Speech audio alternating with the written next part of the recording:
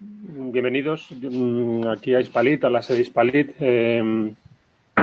Yo soy Enrique Sanz, soy el director de la revista Con Arquitectura, que no sé si conocéis, creo que os han dado un ejemplar. Bueno, bienvenidos a los que estáis aquí físicamente, también a los que estáis oyendo la charla o la jornada vía streaming por internet. Como decía, yo soy el director de la revista Con Arquitectura, yo soy arquitecto, tengo una relación muy estrecha con la asociación hace ya muchos años. Me invitan a estas jornadas para hacer una pequeña introducción. En realidad es como un aperitivo. Lo más importante lo van a contar después José Luis Valenciano y el compañero que ha venido a contar la obra digamos que para contar su experiencia concreta sobre este tipo de soluciones constructivas. Y yo, como os decía, os voy a hacer nada más que un aperitivo muy sencillo y contaros cómo enfocamos la información de estas obras o de este tipo de tecnología en la revista.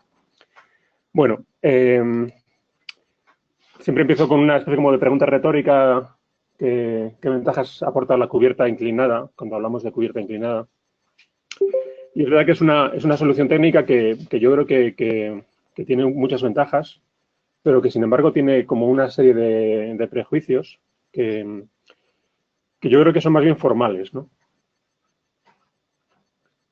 O sea, todos estamos convencidos de que la tecnología es una de las más adecuadas para un elemento que está dispuesto con una exposición al soleamiento, al viento, etcétera, y sin embargo, pues como que es muy complicado que en cualquier ubicación, en cualquier situación, pensemos en cubierta inclinada y menos en cubierta inclinada con materiales cerámicos. Bueno, aquí voy a enseñaros cuatro imágenes que en realidad lo que vienen a contar es que hay un proceso en el siglo XX que yo creo que es normal y que es natural, que la arquitectura tradicional pues no había explorado por otras tecnologías y era lo convencional. Le Corbusier empezó haciendo sus primeras viviendas con una cubierta inclinada como Dios manda en Suiza, sin, sin ninguna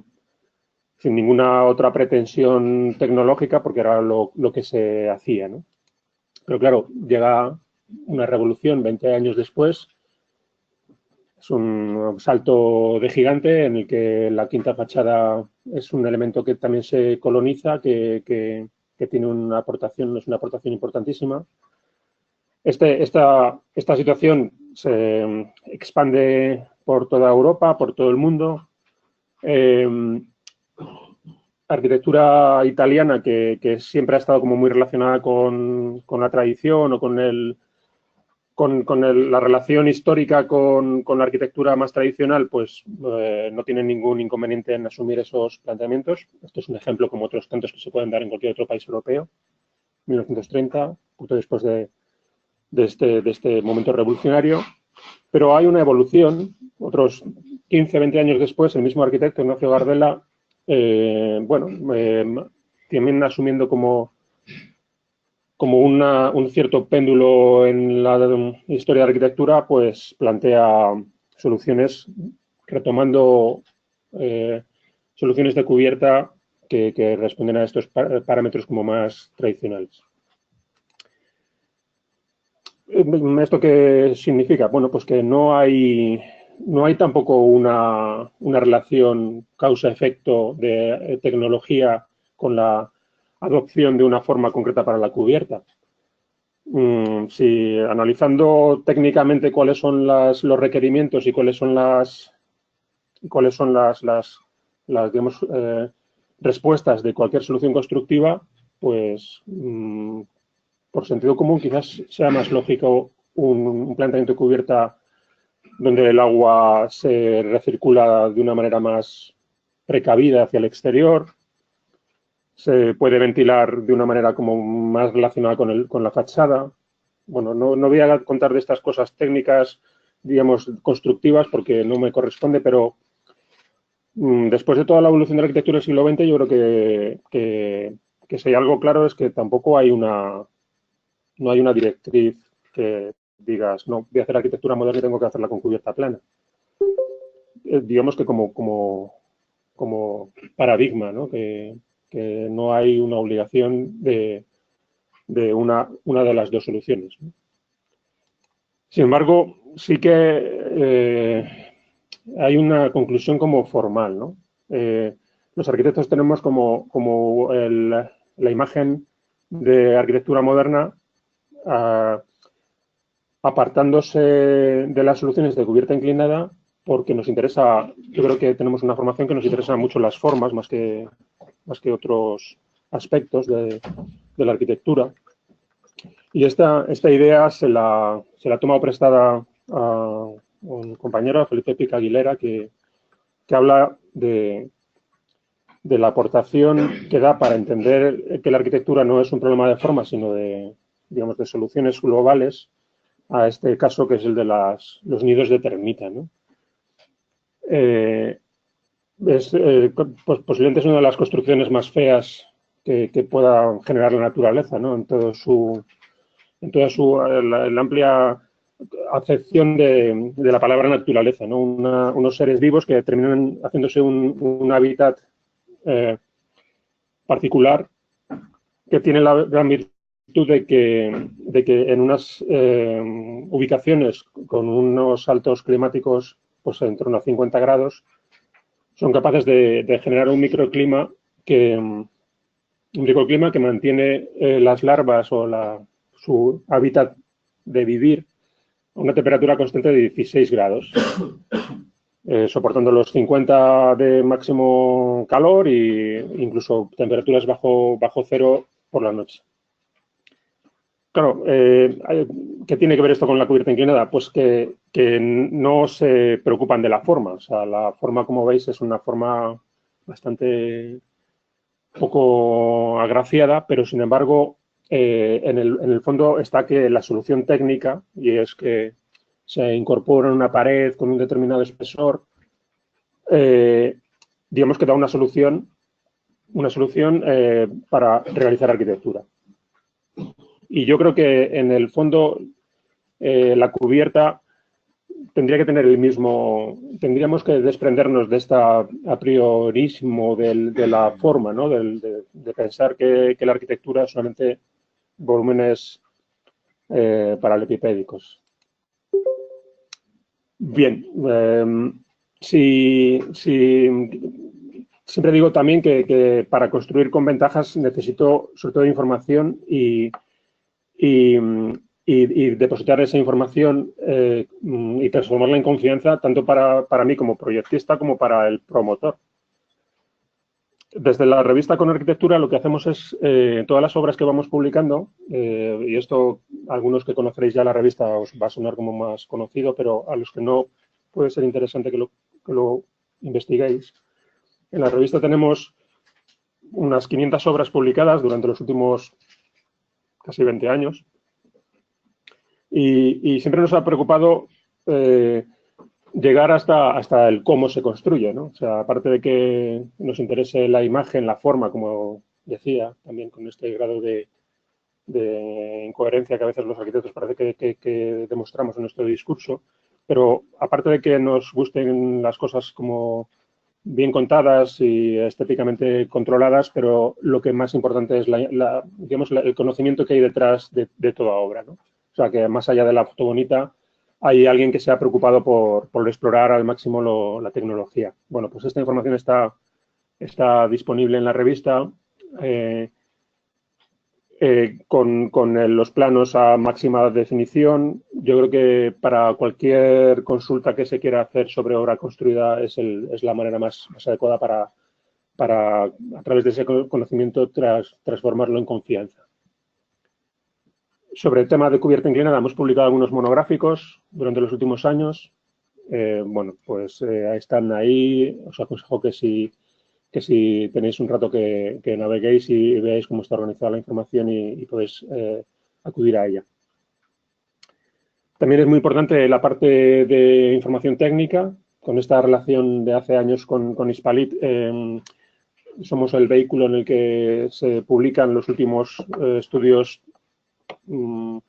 relacionados con los materiales cerámicos, sobre todo en temas de adaptación a normativa. La entrada en vigor del Código Técnico ha supuesto una revolución y yo creo que lo que nos van a contar hoy aquí tiene mucho que ver con esto, que aunque parece que la tecnología de la cerámica es una tecnología muy anclada en el pasado, pero ha habido una evolución espectacular y muchas veces también empujado por la normativa.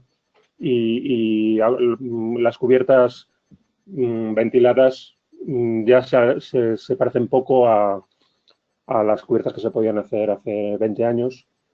Entonces, toda esta información está muy refrendada por estos estudios técnicos que también podéis encontrar en la revista.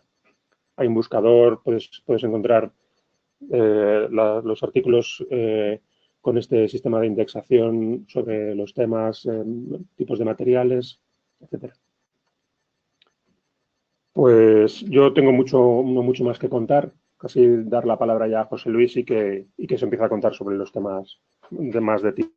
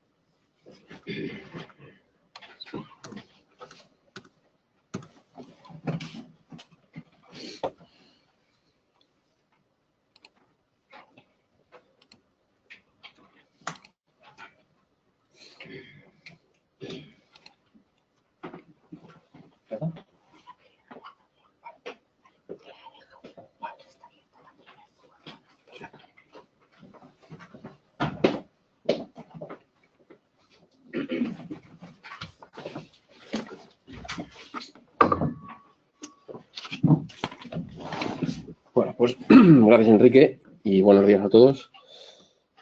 Ya me he presentado, mi nombre es José Luis Valenciano, soy arquitecto y formo parte del Departamento Técnico de Hispalit, que es esta casa, Asociación Española de Fabricantes de Ladrillos y Tejas de Arcilla Cocida.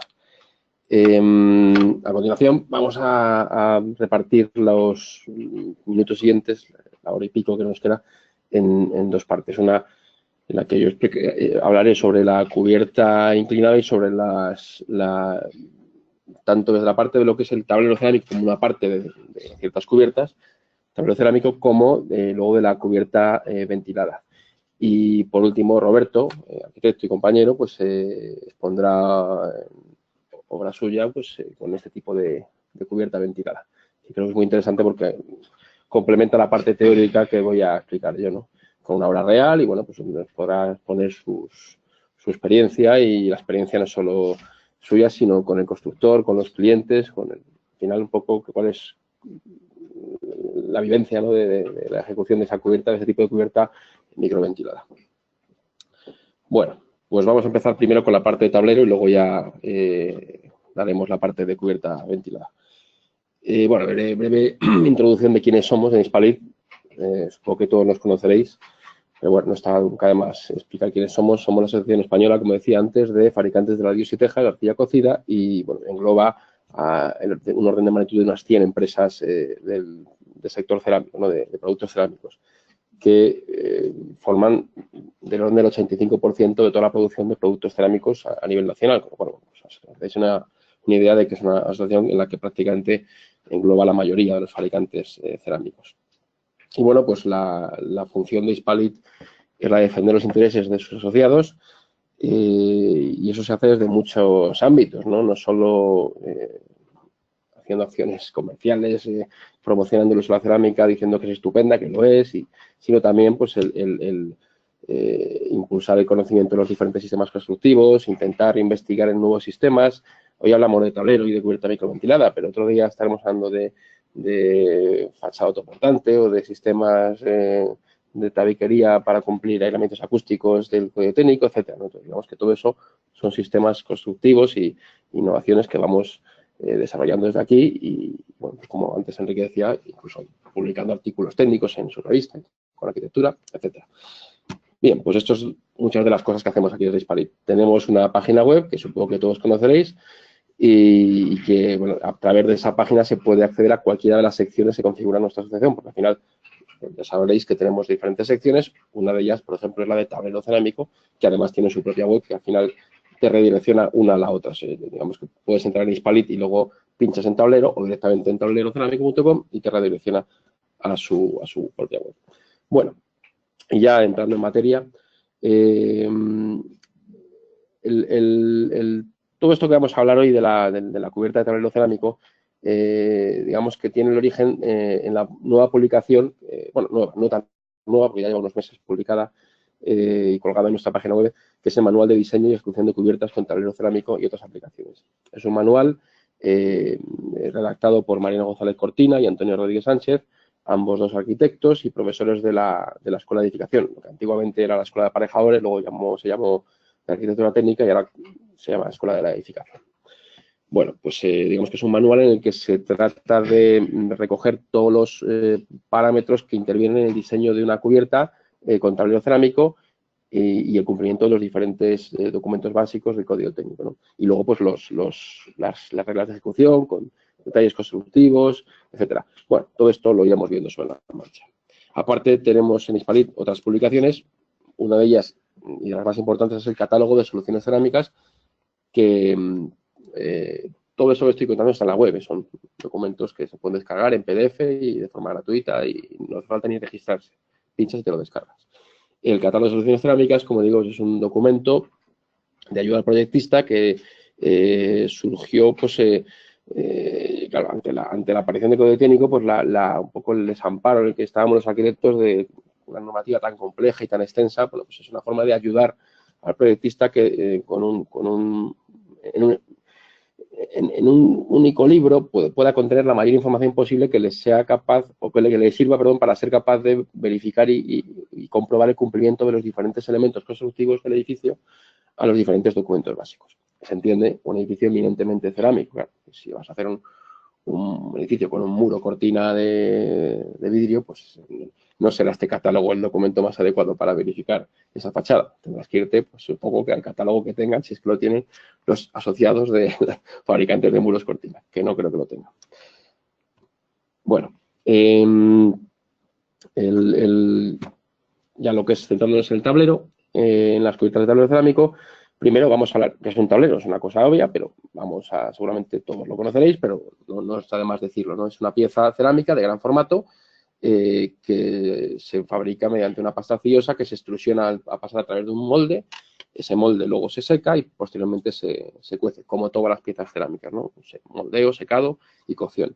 Son piezas machimbradas y, bueno, pues se pueden colocar tanto en cubiertas planas como en cubiertas inclinadas y además se pueden utilizar para otras aplicaciones que veremos al final, ¿no? Aplicaciones a veces hasta de lo más variopinto e inesperado, ¿no? Como por ejemplo un nicho de un cementerio, pues también se puede usar un tablero cerámico para ese tipo de construcciones, ¿no? Digamos que tiene más aplicaciones, aunque la fundamental es la de las cubiertas. Bueno, el tablero cerámico, como todo material cerámico, pues tiene una serie de propiedades que son fundamentalmente sostenibilidad.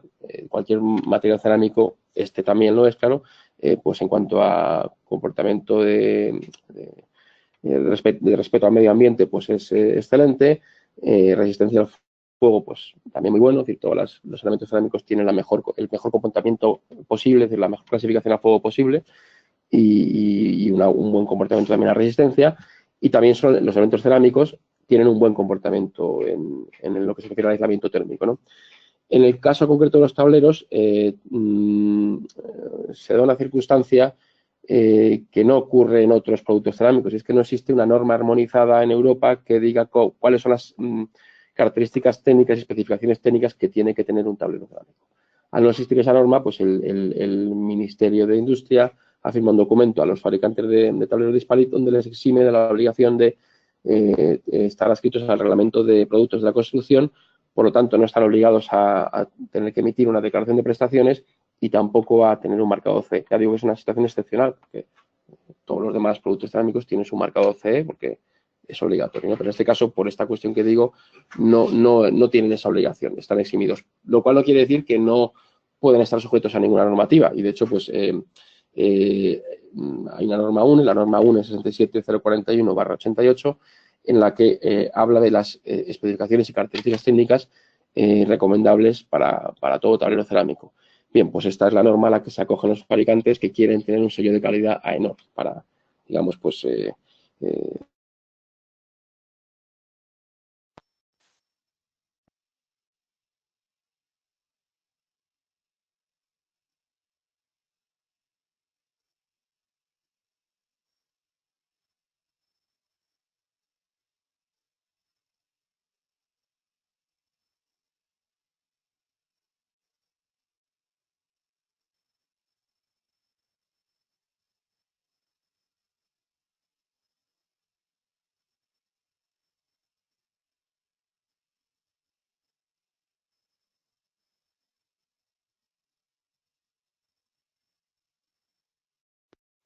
¿ahora se oye? ¿Se me oye bien? Sí, bueno, sí, me dicen que sí, vale, gracias. Disculpa, sí, es que he tocado. Sí, es que este es un puerto USB que está ahí, lo he debido rozar y se ha desconectado. Vale.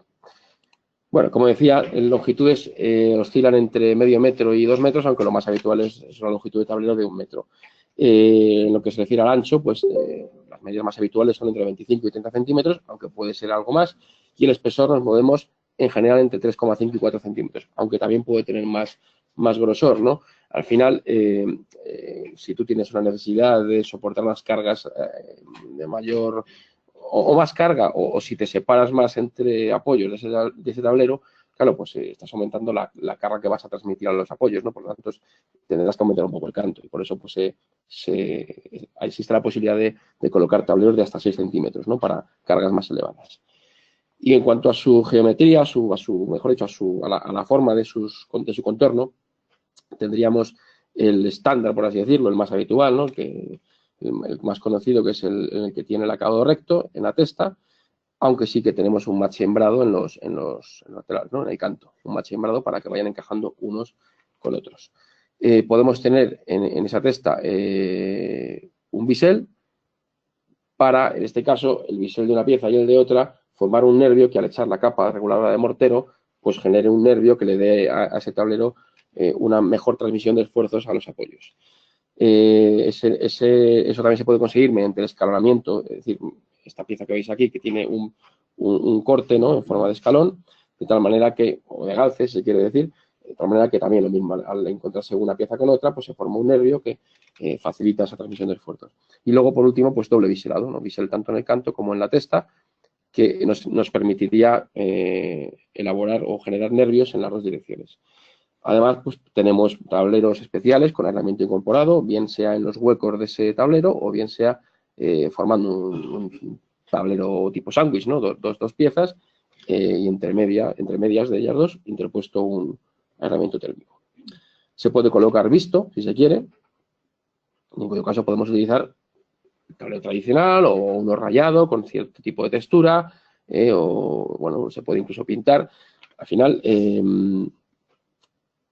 como bien decía Enrique, no hay nada escrito, no hay ninguna directriz. El tablero se supone que se asocia, ¿no? Habitualmente con un elemento que luego se cubre, pero perfectamente se puede dejar visto, como es el caso de estos ejemplos que estamos poniendo aquí, donde el arquitecto quiso destacar la sinceridad constructiva y, bueno, pues se ve claramente dejar la mayoría de elementos constructivos vistos, ¿no? El ladrillo cara vista, las vigas o viguetas en este caso, los tableros, en fin. Existe esa posibilidad. También se puede hasta colocar tableros cerámicos curvos. Simplemente es una pieza que en el proceso de secado se coloca en un molde para que seque con esa forma y una vez que ya ha secado, pues se cuece y se puede utilizar, por ejemplo, para la colocación en bovedillas, ¿no?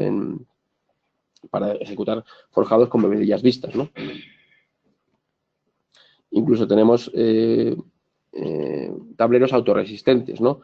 Que se les practica una abertura, una canaladura, de tal manera que luego tú ahí colocas un nervio de acero, que puede ser acero convencional o incluso pretensado, se hormigona y tenemos un elemento resistente que en ciertos casos nos puede venir muy bien pues para la ejecución, por ejemplo, de una entreplanta. No sé, se me ocurre una nave industrial donde queramos hacer una entreplanta y no vayamos a colocar unas cargas muy elevadas, por lo tanto nos sirva con este tipo de tablero para resistir esas cargas y a la vez lo consigamos en muy poco canto, ¿no? Sin perder altura libre, que es un valor preciado, ¿no? Sobre todo cuando no tienes mucha altura y quieres hacer entreplanta, pues el canto de ese planta intermedia es importante.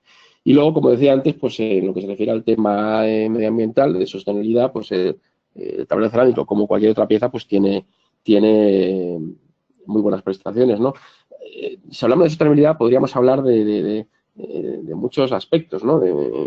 Podríamos tenernos en todos ellos. Bueno, no lo voy a hacer porque no tengo tiempo ilimitado ni tampoco quiero abusar de vuestra paciencia, ¿no? Pero sí, bueno, al final, materia prima, agua, fuego y arcilla, extracción de forma responsable, de qué manera podemos usar las canteras, o mejor dicho, darles una segunda vida útil una vez que ya se ha agotado la cantera, pues usarlo como espacio forestal o agrícola, intentar que la producción sea lo más eficiente posible, intentando reducir al máximo el consumo de energía a la hora de fabricar el producto en cuestión. Bueno, son materiales que además nos sirven para conservar el patrimonio. Todo lo que sea conservar, pues en el fondo es bueno, digamos, es sostenible. Robustez, resistencia al fuego, ya lo hemos comentado, ambiente saludable, ¿no? Son materiales que no emiten ningún tipo de sustancia ni de gas, no, son absolutamente inocuas, ¿no? Para el ser humano. Contribuyen, como ya hemos dicho, al aislamiento térmico, unos más y otros menos. Evidentemente no podemos pedir que un tablero cerámico contribuya de igual manera térmicamente que una termoarcilla, pero la cerámica en sí es un producto que tiene una transmitancia baja. Elevadas prestaciones, bajo precio, larga vida útil, es un material reciclable y, bueno, pues todo ello tiene que ver con lo que se llama el DAP, ¿no? La Declaración Ambiental de Producto, que es un estudio, es un documento en el que se resume todo el desempeño ambiental de un producto, en este caso del tablero cerámico, desde la cuna hasta la tumba, es decir, desde que se extrae la cantera, todos los pasos por los que se va pasando hasta que ese material se recicla, si es el caso, ¿no? Y eso, pues al final, esa declaración ambiental de productos se registra en el programa Global EPD de AENOR. Bueno, pues todos los fabricantes de tableros tienen su declaración ambiental de producto registrada. Bueno, ya más técnicamente, vamos a ver cuestiones que tienen que ver con el dimensionamiento, el cumplimiento del código técnico y posteriormente, por último, la ejecución de cubiertas con tablero cerámico, ¿no? Primero, bueno, tener claro nomenclaturas, ¿no? Es decir, material de cobertura, en este caso, podría ser la teja. Nos gusta mucho la teja y si es cerámica, pues mucho mejor. Cuando hablamos de soporte de cobertura, eso sería la función del tablero, ¿no? Es decir, nuestro tablero es el soporte de la cobertura, que nada tiene que ver con el soporte estructural. Bueno, nada tiene que ver, o sí, porque a veces el tablero, como luego veremos, se puede convertir en soporte estructural, ¿no? En aquellas cubiertas en las que tengamos, por ejemplo, unas vigas metálicas y el tablero es lo que hace de soporte de la cobertura y también de soporte estructural, ¿no? O sea que puede en un momento dado ser soporte estructural. Pero en principio en este dibujo pues veríamos un forjado, que es el soporte resistente, un tablero, que es el soporte de la cobertura, una serie de elementos complementarios, aislamientos térmicos, barreras de vapor, láminas impermeabilizantes, canalones, etcétera. Y luego, bueno, pues elementos que soportan la cobertura, es decir, en este caso estos rastreles, ¿sí? Bueno, podríamos diferenciar entre dos tipos de cubiertas en función de si el soporte resistente, si ese elemento sustentante es superficial o lineal. Si es superficial, en este caso un forjado que puede ser plano o puede ser inclinado, como luego veremos. Y si es un soporte lineal, como decía, pues una serie de viguetas y los tableros, digamos, que hacen de elemento que se coloca entre vigueta y vigueta, que hace de encofrado, pero también es un elemento resistente en sí mismo, porque también va a soportar la carga que le viene de arriba, ¿no? Y se la va a transmitir correctamente a esas vigas o viguetas. Bien, y luego podemos clasificarlo en función de su inclinación, bien sea cubierta plana o bien sea cubierta inclinada. Cuando hablamos de cubierta plana, nunca es plana del todo. Claro, evidentemente siempre tiene que tener una pequeña pendiente para evacuar por gravedad el agua de lluvia, ¿no? Esa pendiente se considera que cuando es igual o inferior al 5%, la cubierta se denomina plana. Si es mayor, pues ya la consideraremos como cubierta inclinada. Con independencia de que luego, aparte, pues tengamos el aislamiento por encima de la lámina impermeabilizante o lo tengamos por debajo, en cuyo caso, bueno, pues jugaríamos con el término de convencional o invertida, o si es una cubierta ventilada o si no lo es, eso ya serían subtipos dentro de esa cubierta plana o inclinada. Si vamos acudimos al manual, que en el fondo todo eso que estoy contando es en lo que está, digamos, dividido el manual, ¿no? Los tipos y subtipos de cubiertas, por ejemplo, podríamos encontrar esta como un ejemplo de una de tantas que están recogidas, ¿no? La cubierta 12, en este caso, pues vemos que es una cubierta inclinada con soporte resistente superficial y una cubierta ventilada. Con esta QV12, además, tendríamos una enorme cantidad de subtipos, ¿no? ¿Qué quiere decir toda esta, que parece un galimatías de letras y códigos, ¿no? Pues es muy sencillo. Al final es una cubierta donde dice cubierta QV12. Bien, y dentro de la QV12 tenemos UD, que es un forjado unidireccional. Si fuera un forjado reticular sería R. Y además el entrelligado es cerámico, ¿no? Podría ser un entrelligado de hormigón, EH, o aligerado, EA. Y luego, pues, en fin, todo esto es nomenclatura, no me voy a detener en todo. Por ejemplo, unidireccional, si el forjado es unidireccional reticular y además 20, el canto 20 más 5 de capa de compresión. Entonces siempre hablamos del canto sin contar la capa de compresión. En definitiva, es una nomenclatura que tú cuando estás proyectando dices, a ver, yo quiero una cubierta de tal tipo. ¿Qué nomenclatura recibe aquí? ¿A qué se corresponde? Me voy al índice, un glosario de terminología y detecto cuál es concretamente mi cubierta.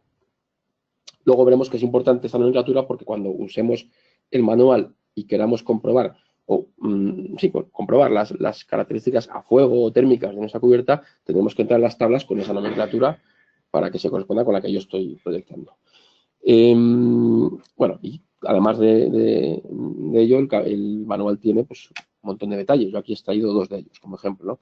Un detalle de un faldón, por ejemplo, de esta misma cubierta QV12 que estamos viendo como ejemplo, pues un detalle del faldón donde se ve pues, desde el aislamiento térmico, el murete del que luego hablaremos de retención, el tablero cerámico colocado sobre un tabique palomero con su maestra correspondiente, encima de ello una capa de regularización de mortero, y bueno, pues luego su lámina impermeabilizante, sus rastreles, cobertura de teja, etc.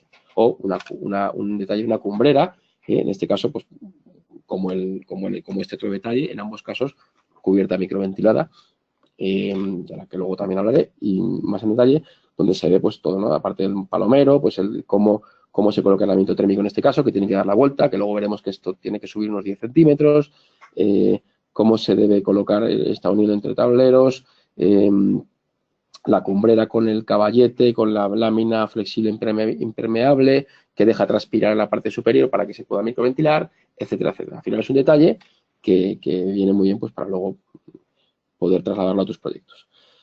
Bueno, en lo que se refiere al cálculo de una cubierta contra el cerámico, disculpa, voy a ver cómo voy de tiempo porque más o menos para no... Vale, más o menos 2 minutos, 5, sí. Para organizarme y ver, no pasarme mucho el tiempo, para no robarle a Roberto su interesante explicación. Bueno, como decía,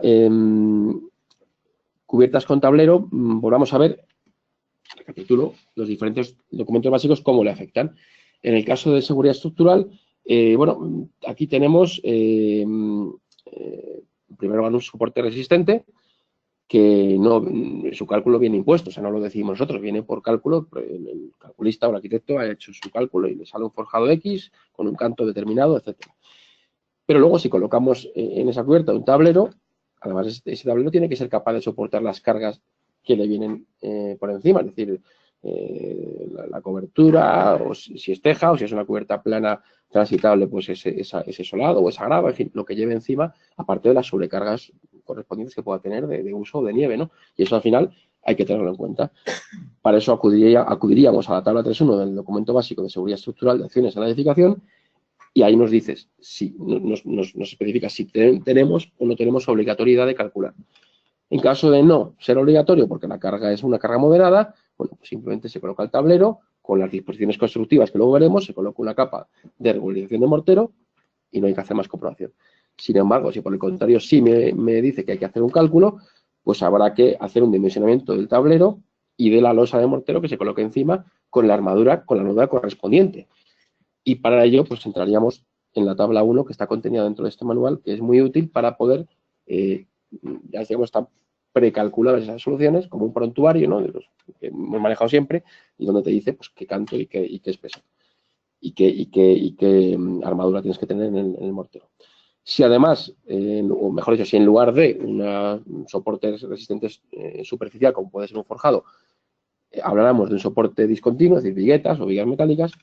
En ese caso, claro, ya no hablamos del tablero como un elemento de cobertura, hablamos del tablero, como decía antes, de un elemento soporte que forma parte de la estructura junto con las vigas.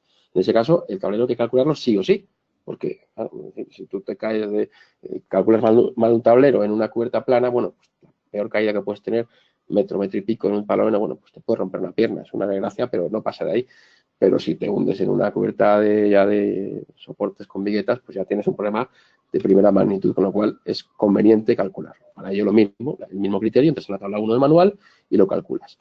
Bueno, y además tienes que calcular, aparte del propio tablero, tienes que calcular las viguetas, ¿no? Y bueno, pues para ello, en el cálculo del canto, ese perfil de esa vigueta, es importante la longitud del tablero. Claro, cuanto más longitud tenga ese tablero, más carga por metro lineal va a soportar la viga de turno, ¿no? Entonces, pues eso también, hay una tabla, las tablas 2, 3, 4 y 5 del manual que ayudan al arquitecto o al proyectista en este caso. Bien, tabla 1 del manual.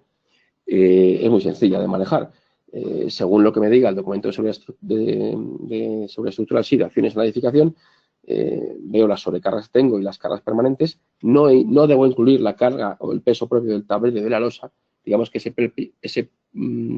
ese peso propio ya está intrínsecamente o implícitamente introducido en el cálculo, por lo tanto, si lo metemos, estaríamos sobredimensionando inútilmente, ¿no? Entonces, como digo, vamos al documento de seguridad estructural, acciones en la edificación, sobrecargas y cargas, vemos cuál es la carga que me afecta y vemos cuál es el tablero que yo estoy colocando. Es decir, eso es la decisión mía. Mira, en mi edificio son tableros de 100. Bueno, pues tengo una carga de 8,5 kilómetros metro cuadrado. Bueno, pues tengo que entrar, aquí no, porque me quedo corto, en la siguiente. Y aquí me dice que con ese tablero de 100 y con 8,5, es decir, dentro de esta fila, tendría que colocar, hombre, me sería suficiente colocar con una losa de 5,5 centímetros de grosor, se entiende, encima del tablero, con una armadura de redondeles de 6 con una cuadrícula de 20%, por ejemplo. Y luego, en lo que se refiere lo que decía antes, una tabla 2, de la 2 a la 5, que sirve para dimensionar los perfiles de una cubierta discontinua. Aquí también, como decía antes, es muy importante la longitud del tablero. En función de la longitud del tablero, el cálculo será uno u otro. Entonces, hay varias tablas en función de la longitud. Por ejemplo, si yo voy a mi proyecto, decido colocar un tablero de 1 metro, de 100 centímetros, me iría a la tabla 4, que es la correspondiente a tableros de 1 metro. Y ahí, simplemente, pues lo mismo, entrando en esta tabla con la carga metro por metro cuadrado y con la distancia entre viguetas, que esa la decidiré yo también, pues me dirá el perfil que debo colocar. Si en lugar de un IP colocar un IPN, como ya sabéis que el módulo resistente de un IPN es mayor que el de un IP, pues estoy cubierto, porque lo que soporta un IP también lo va a soportar una IPN. Bien, ¿por qué esta diagonal que distingue entre valores en un color y en otro? Porque todos los valores que están aquí introducidos y por lo tanto que me dan esos perfiles en cálculo se han obtenido con el criterio de estado límite de servicio, lo que es lo mismo de flecha. Es decir, aquí lo que saltaba antes, la alarma primera que saltaba era la flecha. Pues hay muchas veces las estructuras no cumplen, o sea, cumplen la resistencia holgadamente, pero a veces falla la flecha y por lo tanto es lo primero que tienes que cumplir. En este caso, pues lo que ha marcado el cumplimiento o el elegir este perfil u otro ha sido los que están por debajo a resistencia. En lo que se refiere a seguridad de incendios, aquí veis la tabla, esta tabla os decía, ¿no? Cuando tú entras en el manual con la nomenclatura de tu tablero, o mejor dicho, de tu cubierta con tu tablero determinado, con tu forjado unidireccional, con entreviga cerámico de 25 más 5. Pues entras en la nomenclatura que te corresponda, esta, la que sea, no se ve, pues estoy inventándomelo porque no se ve, ¿no? Pero pues aquí entras en la tabla y te diría, por ejemplo, la resistencia, el comportamiento y a fuego de esa cubierta ya calculado. Por tanto, no tienes más que comprobar si cumple los requisitos de seguridad frente a incendios de tu edificio. Para la altura de edificio, altura de evacuación, etc. Ya sabéis que una cubierta tiene que cumplir propiedades a fuego en cuanto a no propagación interior, o sea, no sirva de vehículo para propagar interiormente el fuego y tampoco transmitirlo al edificio colindante. En lo que se refiere a salubridad, bueno, el grado de impermeabilidad de una cubierta es único, independiente de cualquier, sea cual sea la condición climática que tengas, y evidentemente pues el tablero cerámico es un elemento más de la cubierta, pero esa cubierta tendrá que estar acompañada de otros elementos, láminas impermeabilizantes, barreras de vapor, bueno, todo lo que lleve la cubierta que estemos proyectando. Pero aparte hay una cuestión muy importante que son las pendientes mínimas. En el caso de cubiertas planas, esas pendientes mínimas de la cubierta están definidas en el DBHS1, en la tabla 2.9, y en el caso de cubiertas inclinadas, en la tabla 2.10. El código técnico te exime o te permite no colocar, te permite no cumplir esas cubiertas, esas pendientes mínimas si a cambio le colocas una lámina impermeable, ¿no? Por el motivo que sea, geométricamente en tu edificio tienes una pendiente inferior a lo que te dice el código técnico, pues colocas esa lámina. Y bueno, digamos que esta norma, este DHS1, está limitado a faldones de 6,5 metros y a determinadas condiciones climáticas y un determinado grado de exposición al viento. Es decir, si nuestra cubierta no cumple esas condiciones concretas, hay una norma complementaria al DBHS1, que es la norma UNE 136.020, que te, digamos, regula en esos casos, ¿no? Y además introduce otra serie de valores como las longitudes de solapa entre tejas, etc. En lo que se refiere a protección al ruido, bueno, pues comentar que a ver, la cubierta puede tener exigencia a ruido por dos motivos. Porque debajo de ella se aloje contenga un recinto protegido, habitable protegido, en cuyo caso sí hay exigencia a ruido exterior, o porque además sea un elemento de flanco. Es decir, al final, en acústica, todos los elementos de flanco son capitales a la hora de estudiar el comportamiento acústico y aislamiento entre dos recintos. No solo vale colocar un elemento de aislamiento acústico entre dos recintos, sino también estudiar las uniones entre los flancos, entre los diferentes elementos. Por lo tanto, es un elemento más que hay que comprobar. ¿Formas de hacerlo? Pues aparte de las herramientas del código técnico, que son las tablas del DHR y la opción simplificada, pues tendríamos la herramienta Silensis. Herramienta Silensis, que es un programa informático que hemos desarrollado desde aquí, desde Spalit, junto con la Tecnalia, un laboratorio de mucho prestigio, bueno, pues que lo que nos ha servido es para crear un programa muy sencillo, muy fácil de manejar, en donde tú vas introduciendo una serie de parámetros de forma muy intuitiva y el programa te dice si cumple o no a ruido ese edificio. Y además lo va analizando elemento por elemento constructivo. Por lo tanto, si entráramos en el capítulo de cubierta, pues tendríamos que ir rellenando si existe algún recinto protegido en la cubierta. Si es que sí, pues indicarle si hay huecos, es decir, si hay unos, por ejemplo, los Velux en la cubierta, pues indicarle esos huecos, cuál es el porcentaje de huecos. Si no lo hay, pues se dice que no y ya está, pero si lo hay, pues además me diría el aislamiento que debe de cumplir ese lucernario, ese Velux, ¿no? Y además, bueno, pues debo decidir o debo pinchar dentro de todas las opciones que hay, opciones que están contenidas, lógicamente, en el manual de cubiertas, cuál es la mía. La elección de esta cubierta no solo servirá y del porcentaje para decidir cuál es el RATR del Velux, sino, como digo, para luego a la hora de elegir otros elementos, como por ejemplo las divisiones verticales, en función de qué cubierta haya elegido, pues una división vertical será o no válida, ¿no? Porque al final, como digo, la unión entre elementos de flanco es muy importante. Y luego, por último, en lo que se refiere al código técnico, en tema energético, pues también las tablas están muy bien porque caracterizan térmicamente las diferentes cubiertas. Es decir, aquí nos dice, en función de la cubierta elegida y en función de la zona climática y, por lo tanto, de la transmitancia térmica que yo quiera conseguir, cuál es la resistencia térmica del aislante a colocar. Ya sabéis que una vez que yo obtengo la resistencia térmica, me voy al aislamiento elegido y de ahí deduzco su espesor. Ese dato te lo tiene que dar el fabricante, claro, de aislamiento térmico. Te tiene que dar su resistencia térmica y ya de ahí tú despejas el espesor. Y luego, por último, ya en lo que se refiere a tableros, el bloque de ejecución, ¿no? Bueno, voy a ser ágil porque muchas de las cosas que voy a comentar conoceréis, otras igual conviene recordarlas y bueno, pues vamos a ello. ¿Cómo se ejecuta una cubierta de tablero cerámico? Bueno, pues en primer lugar, si hablamos de una cubierta, como es este caso, sobre soporte, primero voy a empezar con la de soporte resistente horizontal, superficial. En este caso, pues primero replanteamos los elementos sobreelevados, es decir, la chimenea, los todos aquellos elementos que sobresalgan del plano de la cubierta. Ojo con dejar en el replanteo de esos elementos que rodean a esa chimenea o a ese sun, dejar 4 centímetros para luego poder colocar un aislamiento térmico. En segundo lugar, replantearíamos las limatesas y los caballetes de cumbrera. siempre el caballete debe dejarse una fábrica de al menos hueco doble, es decir, de al menos 7 centímetros, ¿no? Para el correcto apoyo del tablero. Se replantearía posteriormente el murete del alero, es decir, ese murete perimetral que retiene, como luego veremos, los tableros. Y por último, no, en cuarto lugar, replanteo de las limaollas, ¿no? En este caso, la limaolla serían dos tabiques, para luego, entre ellas, hacer la recogida de ese agua, ¿no? La separación entre esos tabiques dependerá del tipo de lámina elegida. Si elijo una lámina flexible, la separación será muy pequeña, con 3 centímetros será suficiente. Sin embargo, si coloco una pieza, por ejemplo, de chapa, vamos a poner, pues rígida, pues ya tendrá que tener una dimensión, una separación un poquito mayor para poder alojar esa limaolla. En quinto lugar, replantearé los tabiques palomeros.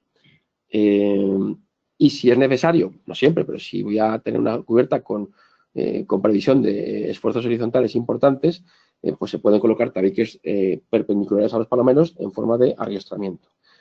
Es conveniente que no se supere una cota entre uno y el siguiente de 1 metro, de más de 1 metro.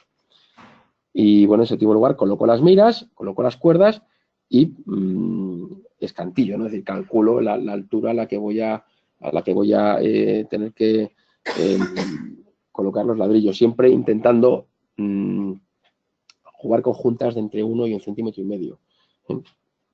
Intentaré, en la medida de lo posible, no siempre será posible, que los ladrillos de un caballete mueran en pieza entera, para no tener que andar cortando la última. Si no es posible, pues habrá que cortar a la dimensión que se pueda. Pero si es posible jugar con el grosor, replanteo para que muramos con pieza entera. Bueno, pues la ejecución de los tabiques, por lo menos, ya sabemos, se van dejando aligerados. Es conveniente, evidentemente, dejar las esperas correspondientes para que se traben unos con otros. En la coronación de esos tabiques palomeros es conveniente no aligerar en la parte superior, es decir, igual que aquí aligeramos la cuarta parte de la longitud, lo dejamos de hueco.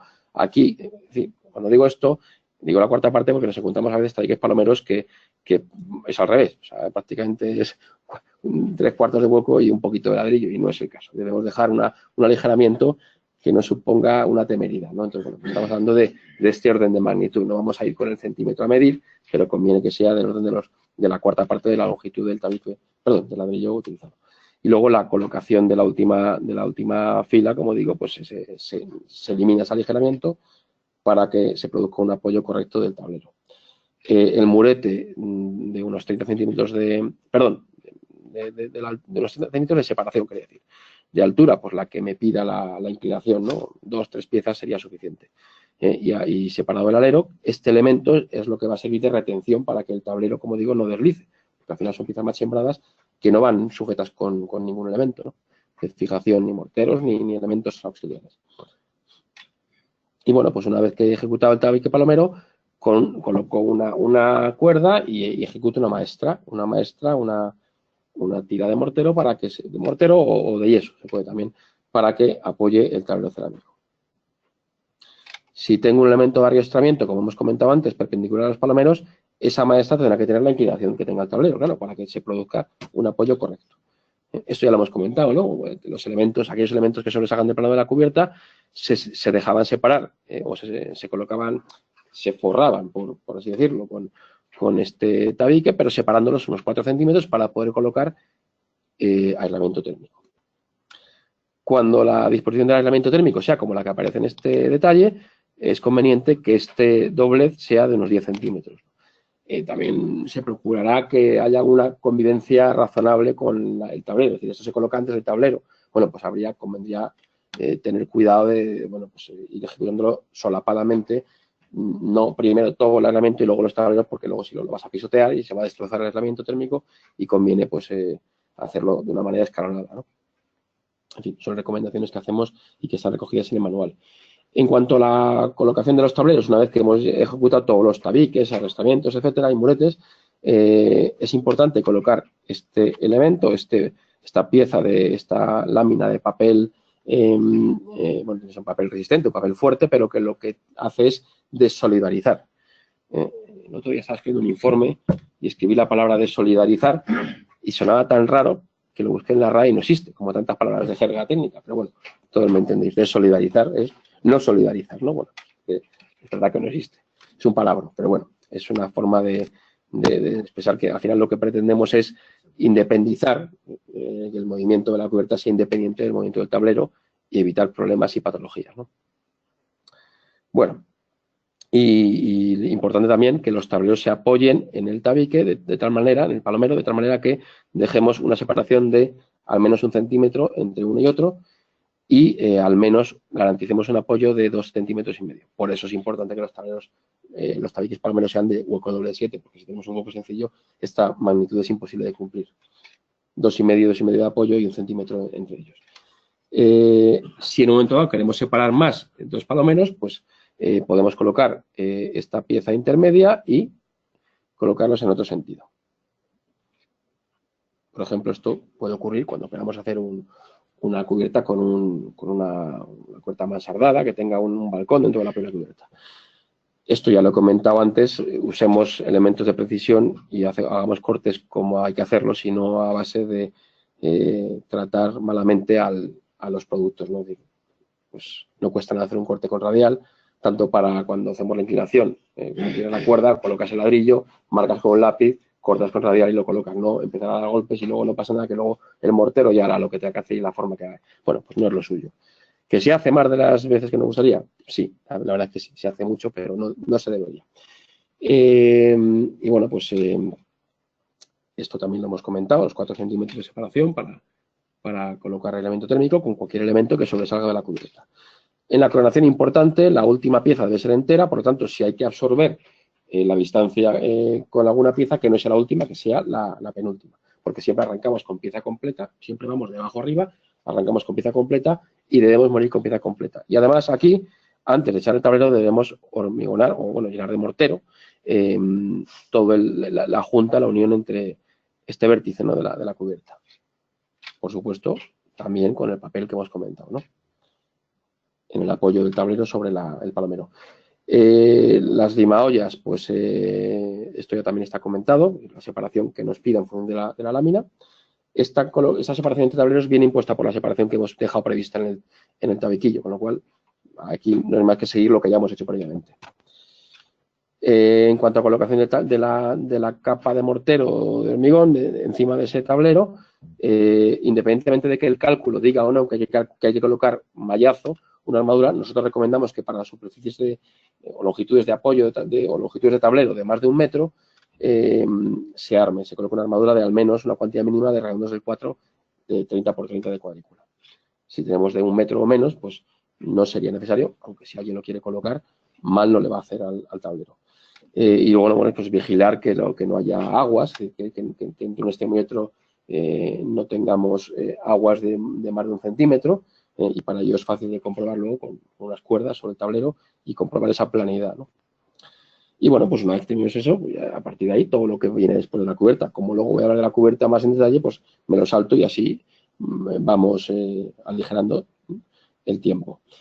Si habláramos de una cubierta plana, también sobre un soporte resistente, todo lo que he dicho con anterioridad, vale, es trasladable. Lo único que diferencia es que los tabiques palomeros serán más bajitos y con menos pendiente, pero todo lo que he dicho es exactamente igual. Como veis, los de ahí son los mismos, están contenidos en el manual, ahí no se resume, ahí se hace igual, pero en fin, no voy a extenderme aquí. Sería lo mismo, ¿no? Simplemente las limaollas dejan de ser limaollas y se convierten en cuarterones. Y ya está, y se dobla y se ejecutan las pendientes.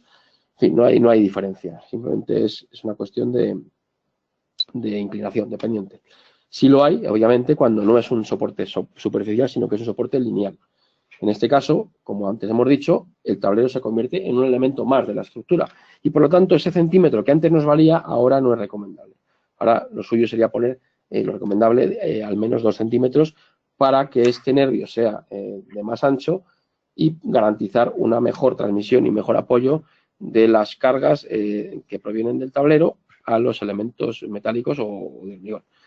Eso en el caso de que sea un tablero con testa recta. Si hablamos de un tablero con bisel o con algún tipo de escalonamiento, como veis en estos esquemas, aquí sí podríamos separarlos un centímetro, porque ya tenemos garantizado que ese nervio tiene más grosor con ese propio bisel, ¿no? Importante también que el elemento de retención que coloquemos, como aquí no tenemos ese murete que hemos levantado en las cubiertas inclinadas, pues tendremos que hacer un detalle constructivo en el que tendremos que colocar un elemento de retención para que ese tablero esté sujeto. En este caso, pues puede ser un perfil metálico como el que veis aquí, bueno, o cualquier otro que se pueda diseñar en un momento dado, porque ya sabéis que los detalles constructivos muchas veces se hacen sobre la marcha y se inventan en el proceso de la propia obra, ¿no? Y eso es una de las cosas más bonitas de la profesión, ¿no? Tener que inventarte tú tu solución constructiva para esa obra concreta y para ese detalle concreto. Luego, una vez que está, pues lo publica Enrique y ese detalle sale ahí para que luego todos nos aprovechemos de él y aprendamos unos de otros. Bueno, y por último, ya termino con el tema del tablero. En el tema de aplicaciones, he dicho antes que había otras aplicaciones. Bueno, la mayor parte de los tableros se usan para cubierta inclinada, pero se pueden usar para muchas otras aplicaciones, ¿no? Escaleras, entre plantas, como ya he comentado, incluso con piezas armadas, ¿no? Con nervios. Tablero curvo para usarlo como bovedilla, ¿no? Como elemento encofrado perdido y además estético porque se puede dejar visto. Como elemento para hacer forjados y cámaras sanitarias. Importante cuando coloquemos este tipo de solución, tratemos en la medida de lo posible de ver la dirección de las viguetas. No vayamos a colocar todo el apoyo sobre el que descansa el tablero en la posición más desfavorable según cómo esté colocado el forjado, que no caiga en toda la longitud. Las viguetas van así, que ese tablero no esté colocado en medio de una bovedilla y no haya ningún soporte resistente debajo, ¿no? Pero se coloca encima de la vigueta, cosa que es poco fácil de hacer, porque es bastante complicado porque no sabes dónde está muchas veces, o mejor lo colocas en sentido perpendicular y así te garantizas un apoyo correcto en las viguetas, ¿no?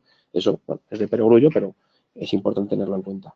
Paralelos, voladizos, como encofrado perdido para, por ejemplo, zapatas, para forrado de los frentes de los pilares de fachada y los cantos, por ejemplo, en un sistema con termoarcilla y SATE, pues ese elemento ahí donde adelgaza la termoarcilla no puede pasar, se coloca este elemento cerámico y luego ya se reviste con su elemento térmico por el exterior. Canalizaciones o, como decía, hasta de la forma más insospechada, nichos para un cemento. Bueno, digamos que son múltiples aplicaciones y todas ellas pues se dan y ahí están. Bien, pues terminamos ya el bloque de... Bien, voy en tiempo. He pasado 5 minutillos, pero no pasa nada porque esta parte es ligerísimamente más corta, con lo cual vamos bien. Vamos a ver.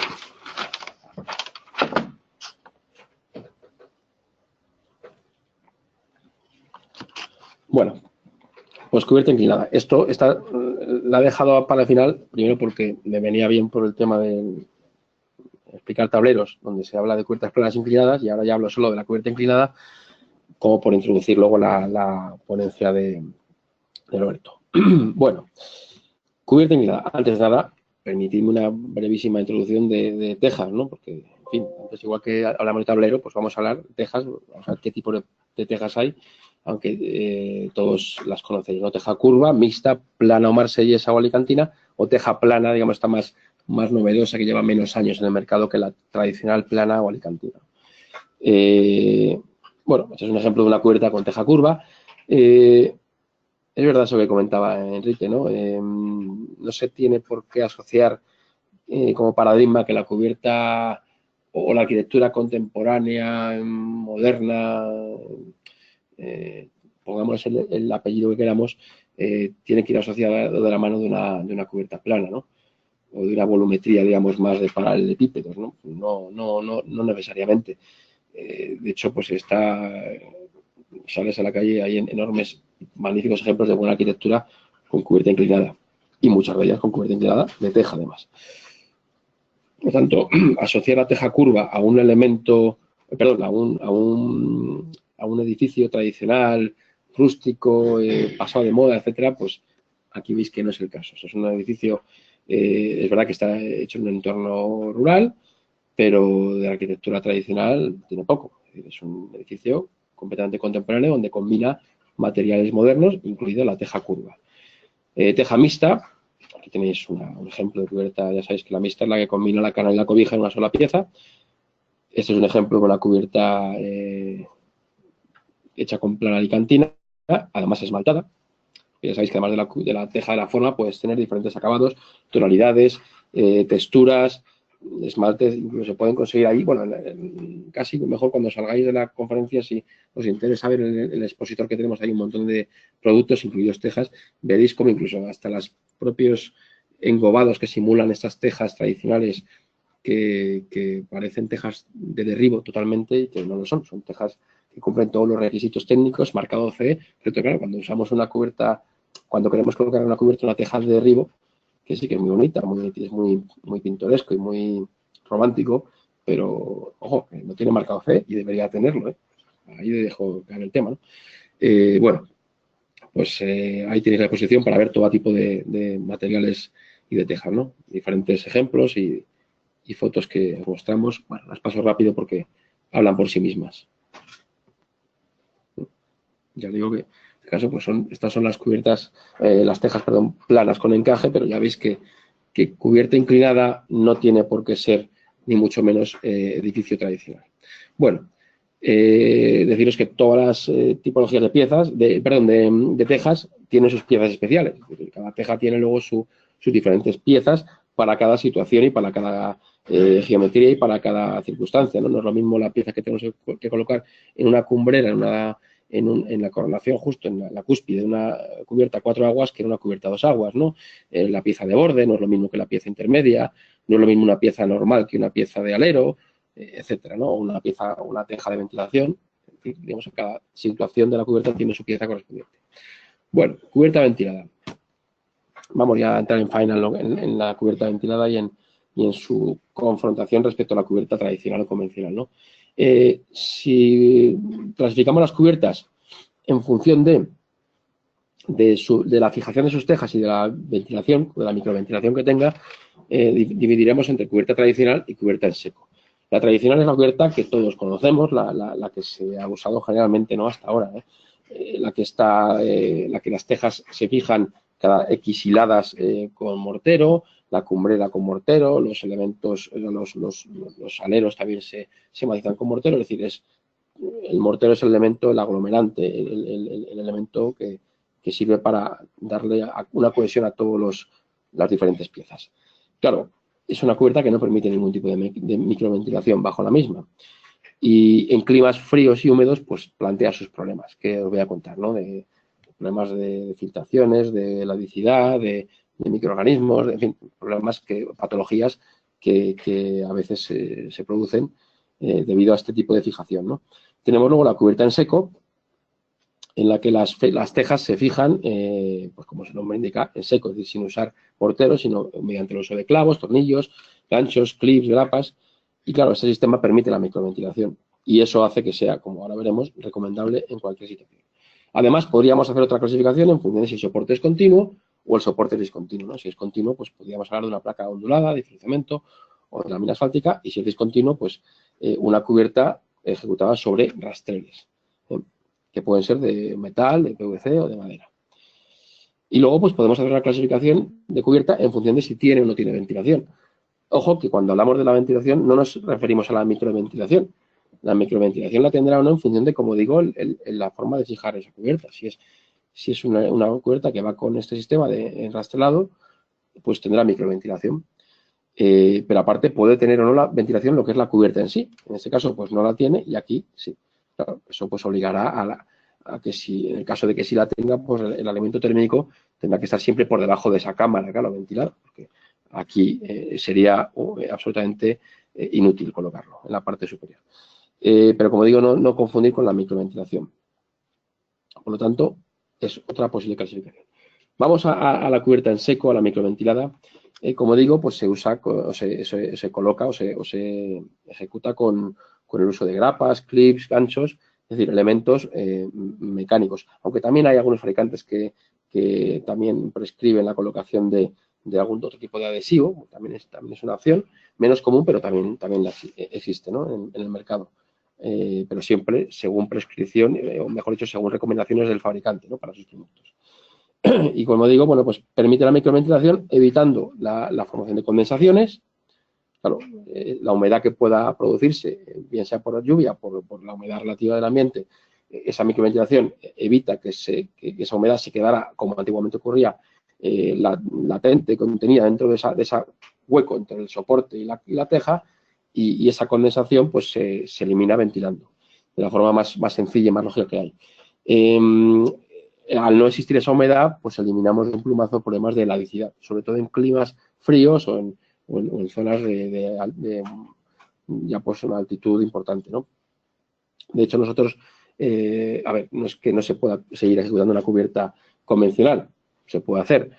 No es lo más recomendable, ya digo que los tiempos evolucionan, los sistemas constructivos evolucionan, y lo que hace 20 años podía ser una buena solución, o era la que había, no es que fuera buena o mala, es que era la que había, pues ahora hay nuevas y nosotros recomendamos que optéis por estas siempre que vayáis a cubiertas inclinadas. Roberto estará de acuerdo conmigo en que es un sistema que funciona muy bien. Pero, desde luego, si vamos a edificios por encima de los 700 metros, ahí sí que os digo que no os lo penséis. O sea, ahí, desde luego, el beneficio es total frente a problemas de heladicidad y de condensaciones. Además, tiene un buen comportamiento térmico, que también luego nos hablarán, ¿no? Porque al final, esta microventilación, que en primer lugar se concibe como forma mejor de evitar esos problemas de condensaciones, heladicidad, además tiene un aporte térmico, ¿no? Es decir, en verano se produce una convección, el aire asciende de abajo arriba y por lo tanto esa circulación de aire ayuda a refrigerar la cubierta y por lo tanto pues limita el uso reduce el uso de refrigeración de la vivienda, incluso a veces lo hace innecesario gracias a esta microventilación. En el caso de invierno, es verdad que al no haber tanto el soleamiento, o sea, la temperatura que produce el soleamiento es menor, esa microcámara de aire que se produce se calienta menos, por lo tanto, sirve como microventilación para eliminar condensaciones y problemas de heladicidad, pero a su vez, al discurrir mucho más lentamente, prácticamente se comporta casi como una cámara estable, perdón, no estanca, sino estática, quería decir, pues se puede considerar como un elemento también de contribución al aislamiento térmico. Es decir, tiene la dualidad, ¿no? de permitir ventilación ligeramente, pero a su vez aporta mejora térmica. Esto, de hecho, luego nos hablarás que los clientes, te oí antes en la previa, pues que tus clientes están contentos con el comportamiento térmico de su cubierta. O sea que de esto luego te dejo que tú te explayes. Bueno, pues en fin, al final, ventajas, ¿no? Hemos visto ya muchas, ¿no? Amortigua cambios de temperatura, evita condensaciones, deja ventilar rápidamente las humedades. En definitiva, pues todos son ventajas. Prolonga la vida útil del aislamiento térmico y de la impermeabilización, si es que se coloca. En fin, todos son ventajas. Bueno, y luego una cosa que no hemos comentado, que es el evitar el mejor problema que hay, la mejor solución para un problema es el problema que no existe. Es decir, si tú no tienes un problema, no tienes que luego preocuparte de solucionarlo.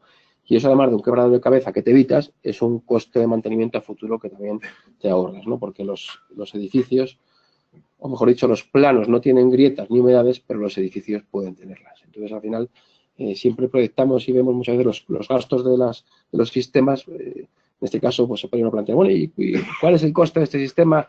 Bueno, pues no lo pienses solo desde el punto de vista del coste que te pueda repercutir de más respecto a un sistema más tradicional, sino cuál es el coste de mantenimiento que te vas a ahorrar a futuro. Eso también es una ecuación importante. O el coste energético que te vas a ahorrar en el sentido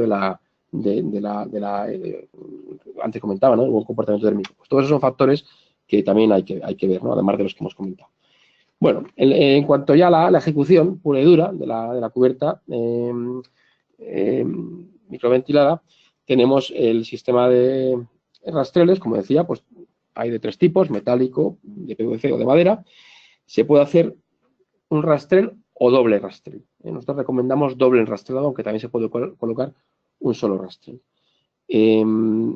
Bueno, no tenemos aquí, disculpad la voz, pero es que llevo unos días que me acompaña esta voz y cada vez va a menos. Esperemos que llegue al final. Como decía, debajo de este rastrel, aunque no aparece en la foto, se debe colocar una banda impermeable, porque claro, al final nosotros vamos a taladrar y si, por ejemplo, hemos colocado una barrera de vapor y además es una lámina impermeable, que puede ser necesario, no como hemos visto antes, en función de la pendiente, pero en cualquier caso, aunque no sea necesario, si la colocas, mucho mejor, ¿no? Para el comportamiento de la cubierta. Pues como decía, si tú colocas esta lámina y luego la atornillas para colocar el rastrel, pues estás creando un punto digamos, de conflictivo, ¿no? Pues esa banda que tú le adhieres debajo garantiza que esa perforación pues queda estanca, ¿no? Una vez que te has colocado los rastreles, fijarías las tejas, empezarías a colocar las tejas, como he dicho, pues con clavos y con tornillos, atornillando a esos diferentes rastreles, o incluso también usando clips como estos, ¿no? Este es un gancho que está sujeto a la parte superior de la teja. Esta que viene de abajo aquí no se ve, vendría por aquí, bajaría y engancharía aquí. Digamos que son unos clips que te van enganchando unas piezas con otras. Y bueno, pues ya digo que no hay una sola forma, hay muchas formas, hay sistemas, son todos muy parecidos, pero no todos los fabricantes, digamos, suministran el mismo tipo de herraje de clip o de grapa, ¿no? Pero al final estamos hablando conceptualmente de lo mismo, ¿no? Sistemas de fijaciones, atornillando o clavando a los diferentes rastreles que hemos colocado.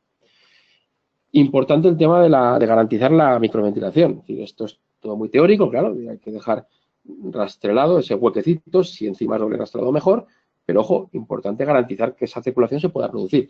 ¿Cómo lo hacemos? Pues garantizando que el aire entre por abajo y salga por arriba, que es cómo funciona y cómo circula el aire de forma natural, ¿no? Por convección. Perdón. Entonces, ¿por dónde entra de forma natural el aire? Por los aleros.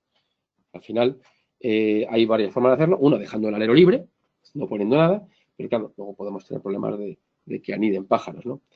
En ese caso, pues si queremos evitarlo, existen piezas especiales que garantizan la ventilación, pero evitan la formación la aparición de nidos de pájaros y de aves, o la colocación de estos elementos, por ejemplo, que es un rastrel en forma de peine. Es un rastrel que además de servir de apoyo para la pieza del alero, además tiene una forma de peine, ¿no? Por eso su nombre, no hace falta explicar más, y bueno, pues además es flexible. Con lo cual, al colocar la teja, ese peine se adapta a la forma de la teja, digamos, de la cobija, canal, cobija, canal. Todo esto que estoy explicando, por cierto, tenéis una maqueta estupenda a la entrada, que no sé si habréis visto, los que habéis llegado, a lo mejor no lo habéis visto, bueno, os invito a que lo veáis, os invito, y a los que estéis en internet, si algún día venís por Hispalit, también aquí estamos para lo que queráis y lo podéis ojear. Está muy bien, porque es una maqueta en donde en muy poco espacio ves el encuentro con un paramento vertical, el alero, la cumbrera, este peine que está colocado, una banda elástica, flexible, que ahora veremos, en fin, todos estos diferentes elementos están en esa maqueta y es muy divulgativa, ¿no? Muy instructiva. Bueno, pues dicho esto de la entrada del aire, también hay otra forma de permitir la entrada de aire, que es a través de las limaollas, garantizando, dejando ese hueco para que entre el aire en la parte inferior de las limaollas, que luego podrá salir por la parte superior por convección, ¿no? Eso ya lo he comentado, ¿no? Doble enrastrado mejor que sencillo. ¿Por qué? Porque al final nosotros, para poder garantizar la microventilación, deberemos tener entre 2 y 4 centímetros, entre 20 y 40 milímetros. Claro, al final es mejor tener 40 que 20. Por lo tanto, eso se consigue con doble enrastrado. Así garantizamos una correcta circulación del aire dentro de la cubierta. Aquí veis una foto de ese doble enrastrado, con su primero la lámina impermeabilizante, rastreo primario, secundario, y luego ya esa teja que va atornillada al rastrel, ¿no? Con taladro, se perfora la pieza y se atornilla. En este caso rastrel de madera, aquí lo tenemos de metal, ¿no? De galvanizado. Y bueno, pues ¿qué pasa en la cumbrera? Cuando digo cumbrera también podría ser una lima tesa. Es decir, cuando tenemos un anillo entre dos faldones, ¿qué ocurre aquí? Pues tenemos que garantizar igualmente que salga el aire. Es decir, abajo entra, pero arriba tiene que salir. Para ello debemos colocar unos elementos, unos alzadores, unos caballetes que sirvan para levantar ese rastrel de la cumbrera o rastrel de la lima tesa. Hay muchos modelos, aquí tenéis uno, aquí tenéis una foto de otro. Por ejemplo, luego estas planchas metálicas se pueden doblar y se pueden adaptar a la pendiente que tú tengas de esos faldones.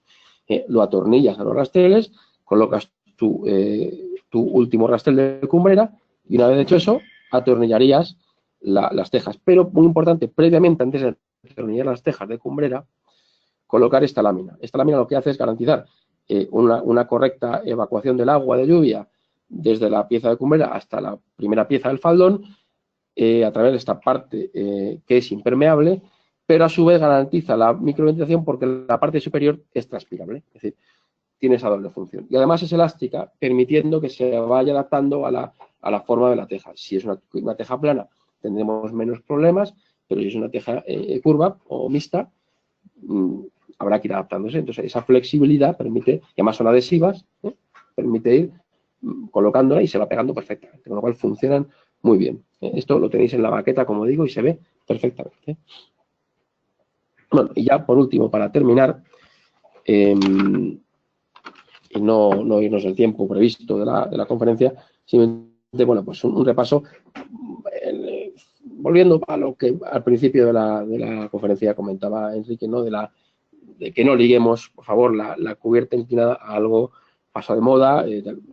Si se decide, el arquitecto en su libre ejercicio decide una cubierta plana, que lo haga, pero que no nos digan que la cubierta inclinada de teja es un elemento tradicional y que no se puede hacer buena arquitectura, ni moderna. Es decir, la expresividad va ligada al talento del arquitecto y no al material.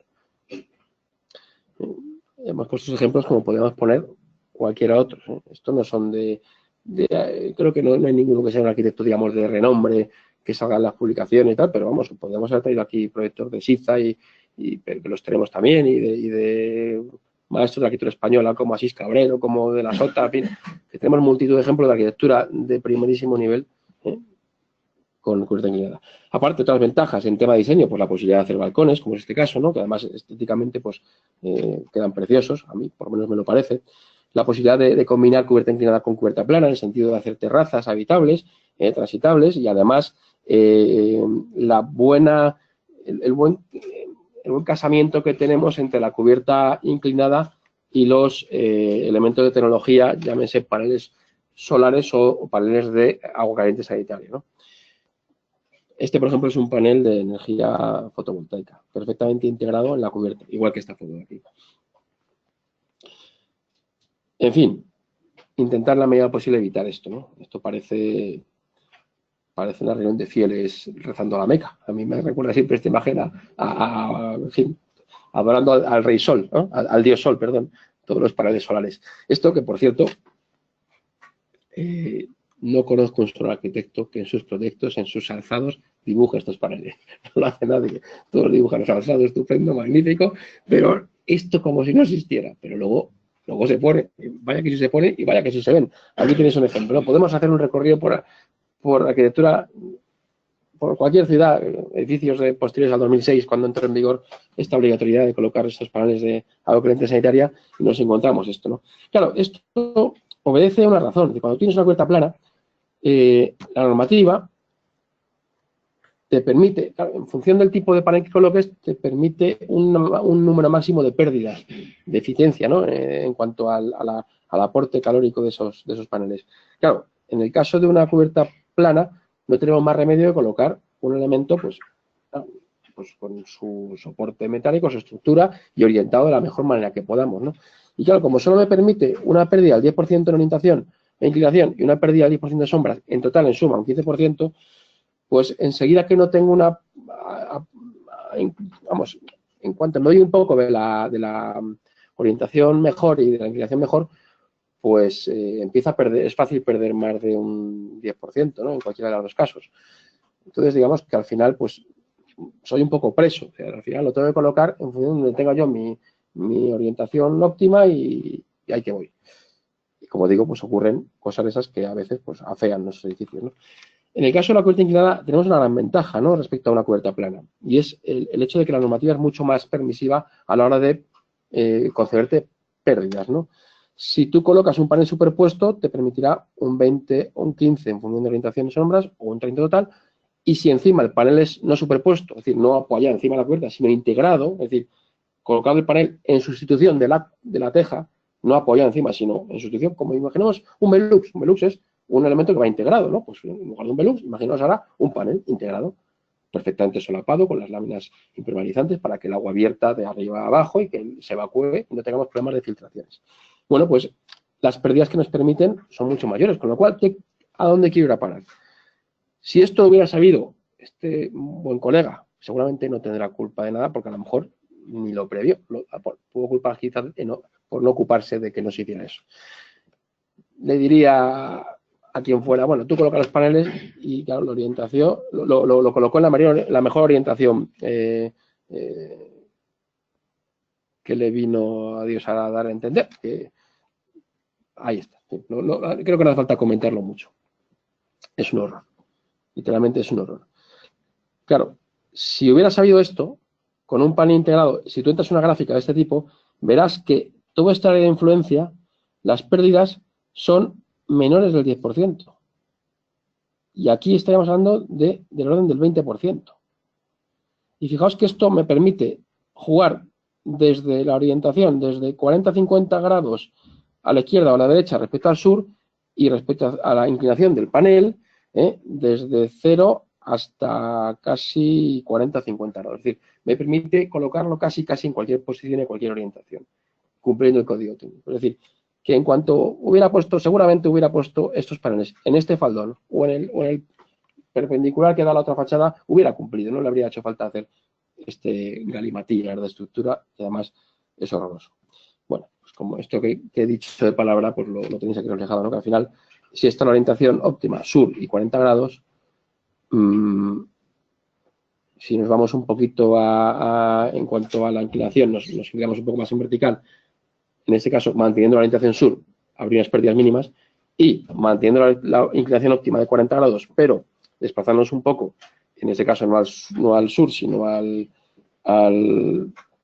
desviándonos más o menos 45 grados respecto del sur, perderíamos también solo un 5%. Quiere decir que prácticamente una cubierta inclinada, si coloco un panel no superpuesto, perdón, sino integrado, prácticamente me vale cualquier faldón de la cubierta para cumplir. Con lo cual yo os animo a que coloquéis este tipo de paneles que existen y funcionan muy bien. Y bueno, pues ya para ir terminando, en cuanto a temas térmicos, la compacidad, bueno, aunque no es determinante, pero también influye, a igualdad de superficie útil, la superficie de la envolvente térmica del edificio es menor con una cubierta inclinada, por lo tanto, a menor superficie de envolvente térmica, mejor comportamiento térmico. La microventilación ya la hemos comentado, muy bueno desde el punto de vista térmico. También estamos ya incluso entrando en temas de tecnología de cool-roof, de techo frío, el índice de reflectancia. Las tejas de los fabricantes de Spalit tienen un índice muy elevado. Eso es bueno, ya que cuanto mayor sea el índice de reflectancia, mayor será la refrigeración de esa cubierta, ¿no?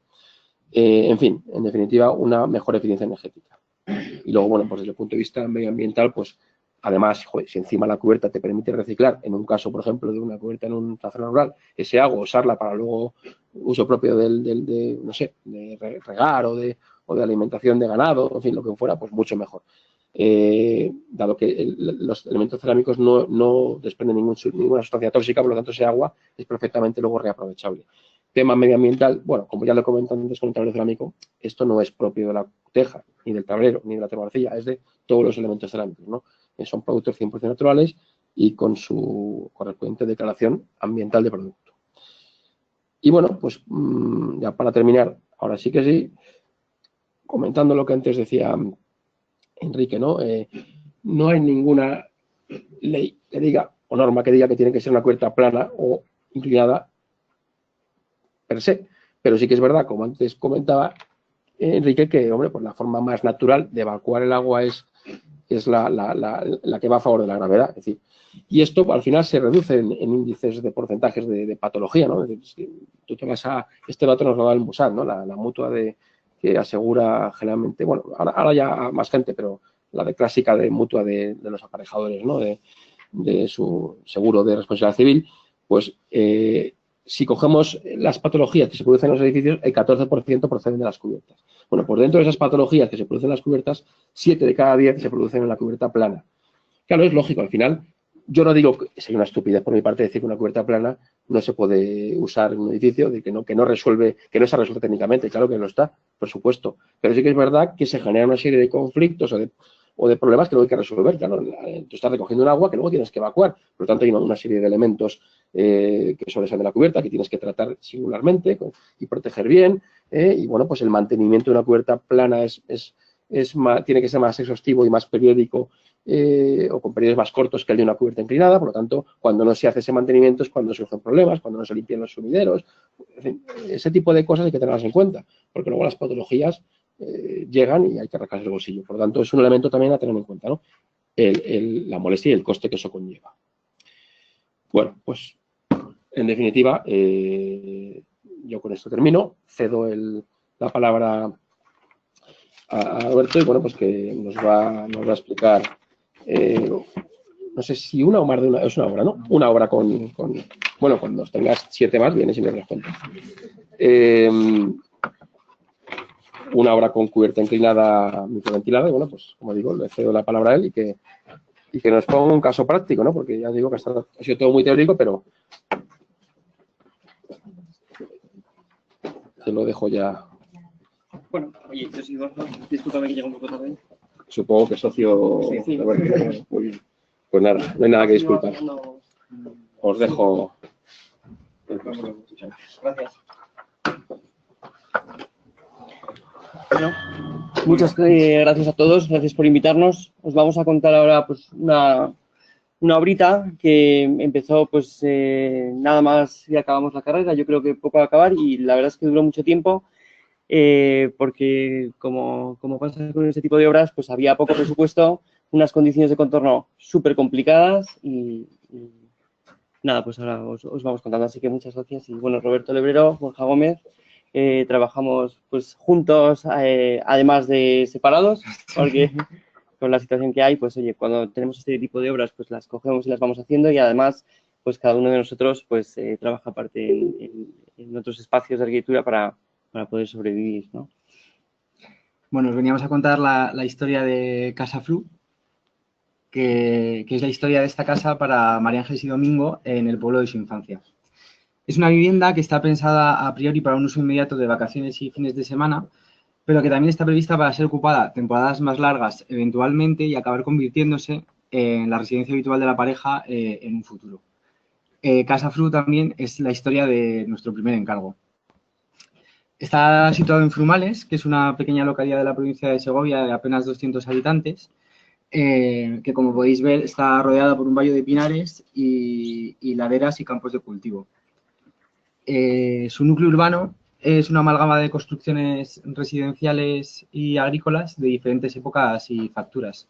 Es verdad que existe un predominio de las construcciones tradicionales en piedra, en muros de piedra y cubiertas de teja cerámica, y también es verdad que muchas de estas construcciones están deterioradas y abandonadas, y que la nueva arquitectura que se realiza, desde luego, no sigue ni criterios constructivos tradicionales ni la normativa urbanística de aplicación del lugar, lo cual está empezando a generar un entorno urbano cada vez más informal y más bien parece un catálogo de soluciones constructivas que no responden, pues ya hemos dicho, ni al lugar ni a criterio aparente de uso. Nosotros lo que tenemos es una parcela, bueno, es una ubicación próxima al arroyo, que es esa de ahí, y que está compuesta en realidad por 3 parcelas independientes muy largas y estrechas que tienen esta forma porque provienen de sucesivas segregaciones a lo largo del tiempo. Entonces, en las 3 parcelas hay construcciones pequeñas, todas en estado de ruina y todas construidas pues con piedra, fábrica de ladrillo, madera, teja. Son pequeñas construcciones, como podemos ver aquí, que están ocupando las 3 parcelas y que no tienen ninguna posibilidad de reutilización. Nosotros lo que proponemos con nuestro proyecto es reconocer el lugar, reconocer el sitio y el valor del material que el propio sitio nos aporta. Y desarrollamos la vivienda desde una reflexión puramente estructural y constructiva. Lo que hacemos es, como primera operación, unificar las 3 parcelas en un nuevo emplazamiento en el que vamos a obtener esta forma bastante irregular que va a quedar delimitada por los planos plegados de piedra que nos configuran las medianeras de los edificios adyacentes. Vamos a colocar la vivienda en el frente más largo que nos da a la calle, la vamos a desarrollar en una sola planta y todos los usos domésticos van a quedar cobijados debajo de una gran cubierta de madera. Vamos a levantar el plano el plano vividero del suelo para separarnos del nivel freático, que le tenemos bastante cerca por la proximidad con el río, y vamos a construirlo con una retícula de vigas y pilares de hormigón armado que van a definir una cota maestra sobre la que vamos a apoyar un cascarón ligero de madera que va a configurar la cubierta. Sí, había una condición aquí, ¿no, Robert, que nos encontramos, y es que además de todo esto que nos estaban pidiendo, los terrenos de Segovia, la zona en la que se implanta toda esta zona, si no fuera por las particularidades que tiene urbanísticamente, no deberían ser urbanizables. Entonces, la tensión admisible era muy, muy baja. Entonces, una de las condiciones que teníamos es que pesara lo menos posible. Y por eso, la razón, ¿no?, como de empezar a utilizar esa cubierta tan ligera, ¿no? Que hay como una contraposición porque todo el basamento es como muy macizo y muy pesado y la cubierta es muy ligera. Nosotros éramos conscientes de esta superposición intencionada de los dos sistemas constructivos. Por un sistema más local, de ejecución manual y más masivo, que está ligado prácticamente a la artesanía y tradiciones específicas de su situación. Y sobre este vamos a superponer un sistema completamente industrializado que tiene un diseño muy preciso, es ligero y permite una optimización y reducción tanto de los costes de ejecución como del tiempo de ejecución de la obra. Toda la casa está envuelta con una fachada multicapa que va a recuperar la piedra caliza que encontramos en el emplazamiento antes de actuar. Se va a colocar siguiendo las técnicas de construcción tradicionales. Vamos a reutilizar los dinteles, los alféizares y las esquinas que hemos recuperado en las posiciones para las que originalmente fueron talladas, y para el resto del cerramiento se va a prestar especial atención y cuidado a la selección y manipulación de este material encontrado. Sobre esto aparece la cubierta, que por el contrario se va a resolver en sí misma y va a ser al mismo tiempo estructura, cerramiento y acabado final. Está formado por un entramado de pórticos de madera cuidadosamente calculados y diseñados, que son ensamblados y montados en obra en un solo día. Y van a definir la geometría, el volumen y la materialidad interior del espacio doméstico.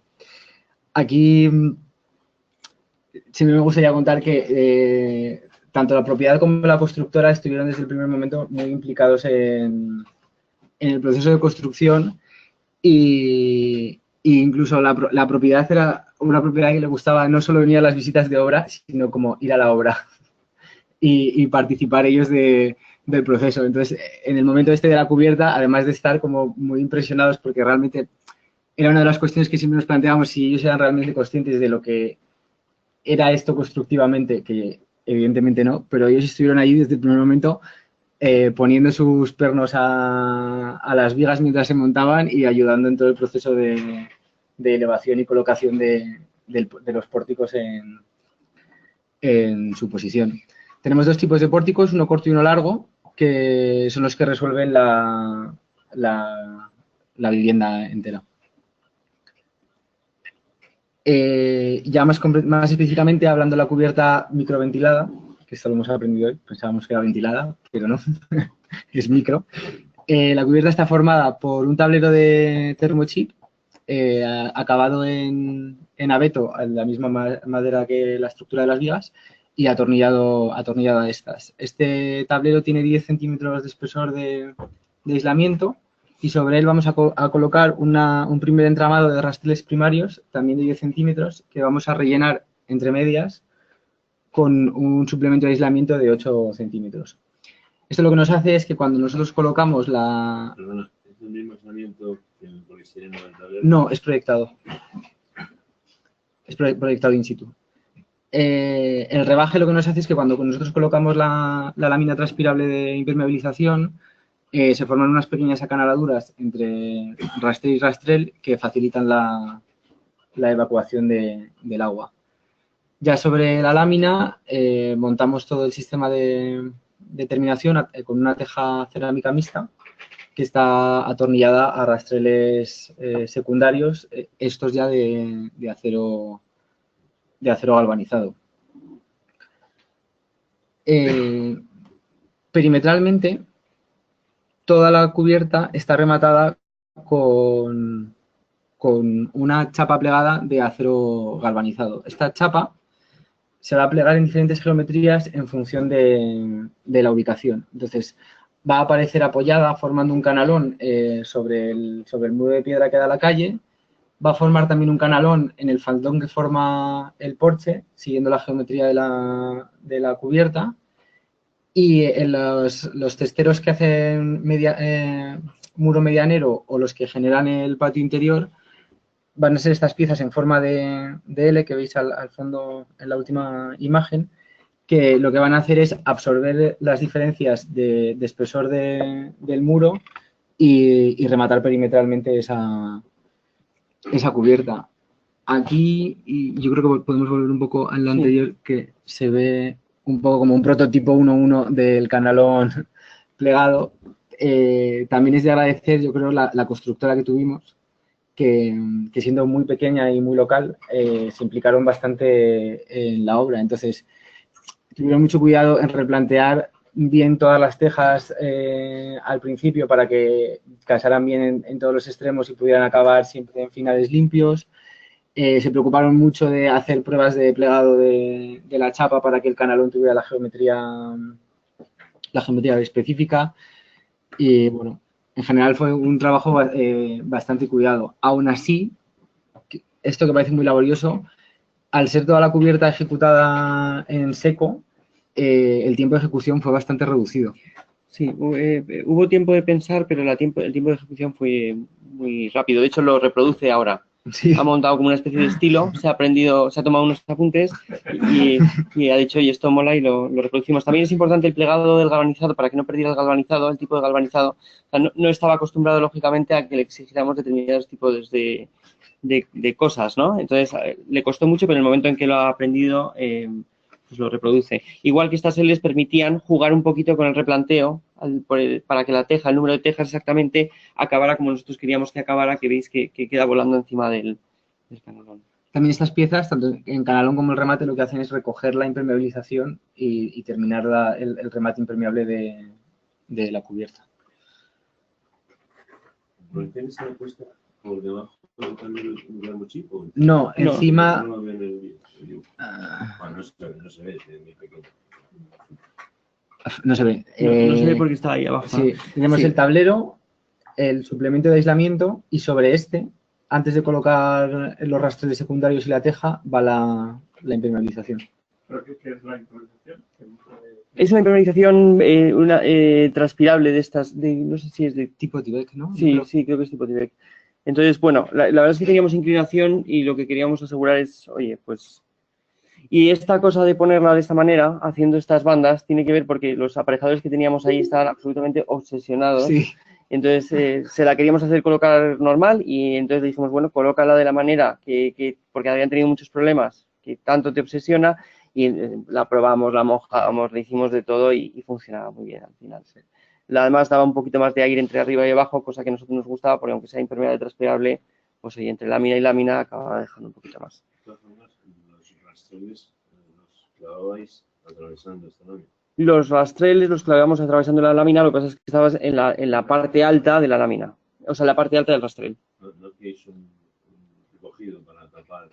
O sea, iba así la lámina, como si estuvieras poniendo tejas otra vez, ¿no? Sí. Hacía así y nosotros clavábamos, poníamos un rastrel secundario y clavábamos entre medias con un taquito y le poníamos una arandelita de neopreno entre una y otra, en cada taco. Ya digo que en este caso Paco pues se prestaba a ese tipo de cosas que a lo mejor otro no se presta, que es que cada tornillito me pones un taquito y tal, y el tío lo hacía con mucho cariño, ¿no? ¿Y qué pendiente tenía? Teníamos 35. Sí, 35.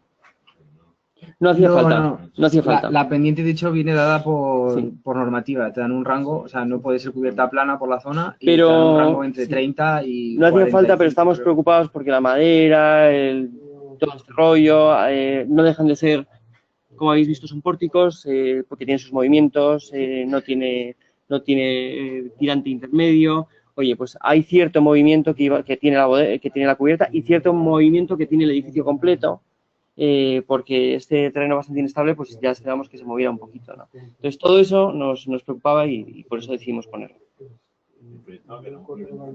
Sí. Bueno, ahora lo contaremos, pero es que también la fachada multicapa, o sea, al final le hacíamos un abrigo completo al edificio, ¿no? O sea, hasta la cota maestra llevábamos el aislamiento por el interior, porque esta fachada, esa piedra que veis allí es ventilada también, o sea, tiene 3 capas. Bueno, esto es interesante, aunque no viene al cuento, tenemos como la parte resistente, un aislamiento y una cámara de aire, y toda esta piedra pues está abierta abajo y arriba en el llagueado y hace un efecto que es también muy bonito y que produce pues también una cosa ahí como casi social, es que la gente va a ver cómo silba la fachada porque el aire entra por fuera, genera depresión por arriba, entonces entra aire y lo tocas, entonces ves a los vecinos y todos van a ver cómo se mueve el aire en esa casa de piedra. Eso lo hicimos porque estas calizas tan blandas de Segovia enseguida con la humedad se ennegrecen y chupan el agua. Entonces, reproducimos un sistema de fachada ventilada al modo de Paco, de alguna manera. Estas piedras tienen unas trabas intermedias, acero galvanizado, que van sujetando este modo de hoja a lo largo de la estructura hasta aquí para que sea estable. Y bueno, eso de esa manera se ve la piedra muy blanquita, como la veis ahí, se está manteniendo así. Al final la está secando de manera continua. Si no, coge moho y ennegrece y hay que estar limpiándola continuamente.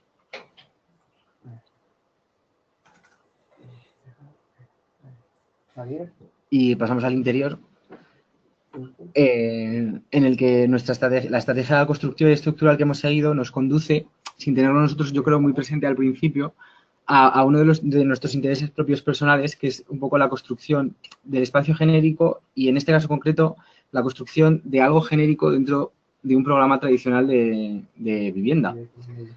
Como veis, el interior resultante, cuando está solo en estructura, es una nave. Es una estructura abierta y flexible que nosotros vamos a empezar a rellenar con el programa, pero que esto de construcción en seco interior.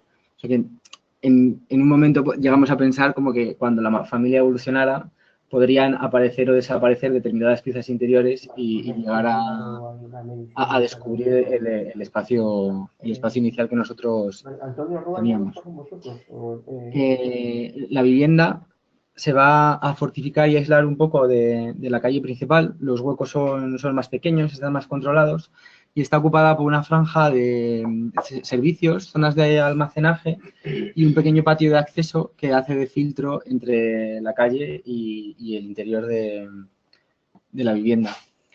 En la zona principal de estar y comedor, el volumen de la cubierta se muestra completo, mientras que las habitaciones, que son más estrechas, introducimos una pieza de sobrado segoviano, que es esta estructura ligera, metálica y de madera, que no tiene uso determinado, pero que nos ayuda a generar como un plano elevado que multiplica la superficie, ya sea para almacenaje o para eventual sitio para que duerma alguien, y que da como más versatilidad a ese espacio. Los huecos están muy medidos y colocados estratégicamente para tener siempre visiones parciales del exterior. Y esto lo que nos crea es un contacto siempre directo con este propio exterior, el jardín interior y el cielo en las velos de cubierta. Y hace que siempre tengas como sensación de cómo pasa el tiempo a lo largo de la casa, porque tiene como muchos matices de luz al tener múltiples orientaciones y múltiples entradas de esta luz. La secuencia interior, la secuencia espacial que nos proporciona el patio de acceso, el porche alargado y el jardín interior, lo que nos permite es tejer el interior de la vivienda con este exterior inmediato. Se van a crear estos espacios intermedios, estos ámbitos protegidos al aire libre que permiten a la vivienda, al interior, expandirse al exterior cuando la climatología o los eventos interiores lo necesitan. Y que van a generar todo un mundo de reflejos y transparencias y vistas cruzadas en ese espacio de salón que son muy interesantes y muy ricas espacialmente.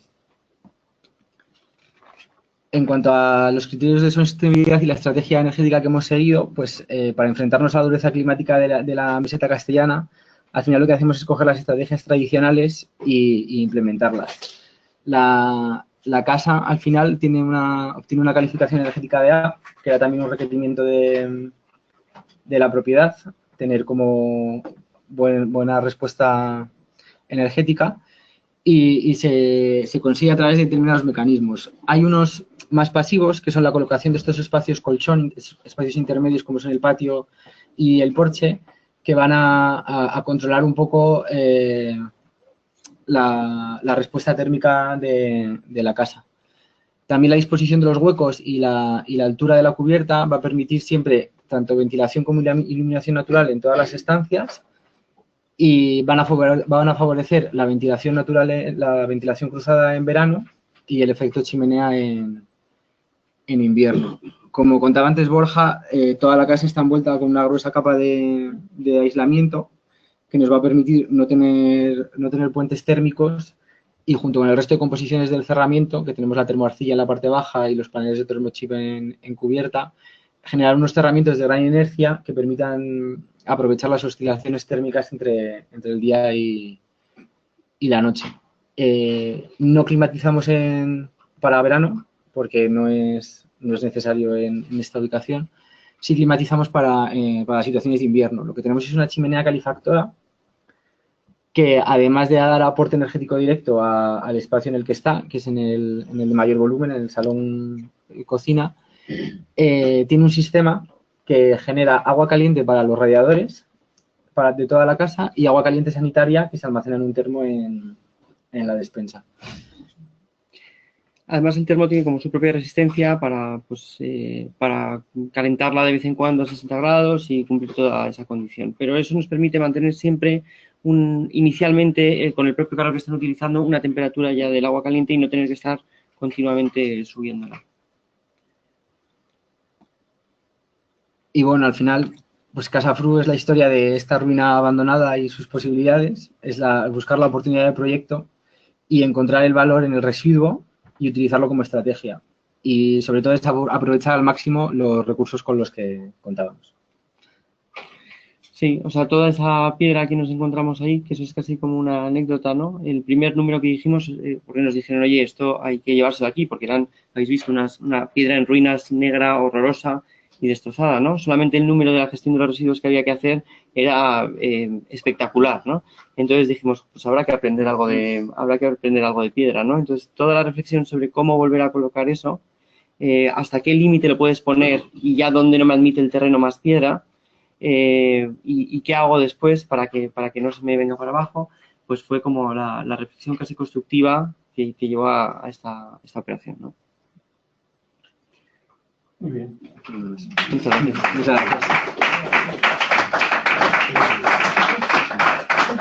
Presupuesto, pues ¿Qué? Es que fueron en total... no llega a... Más barato que el reciclado de piedra.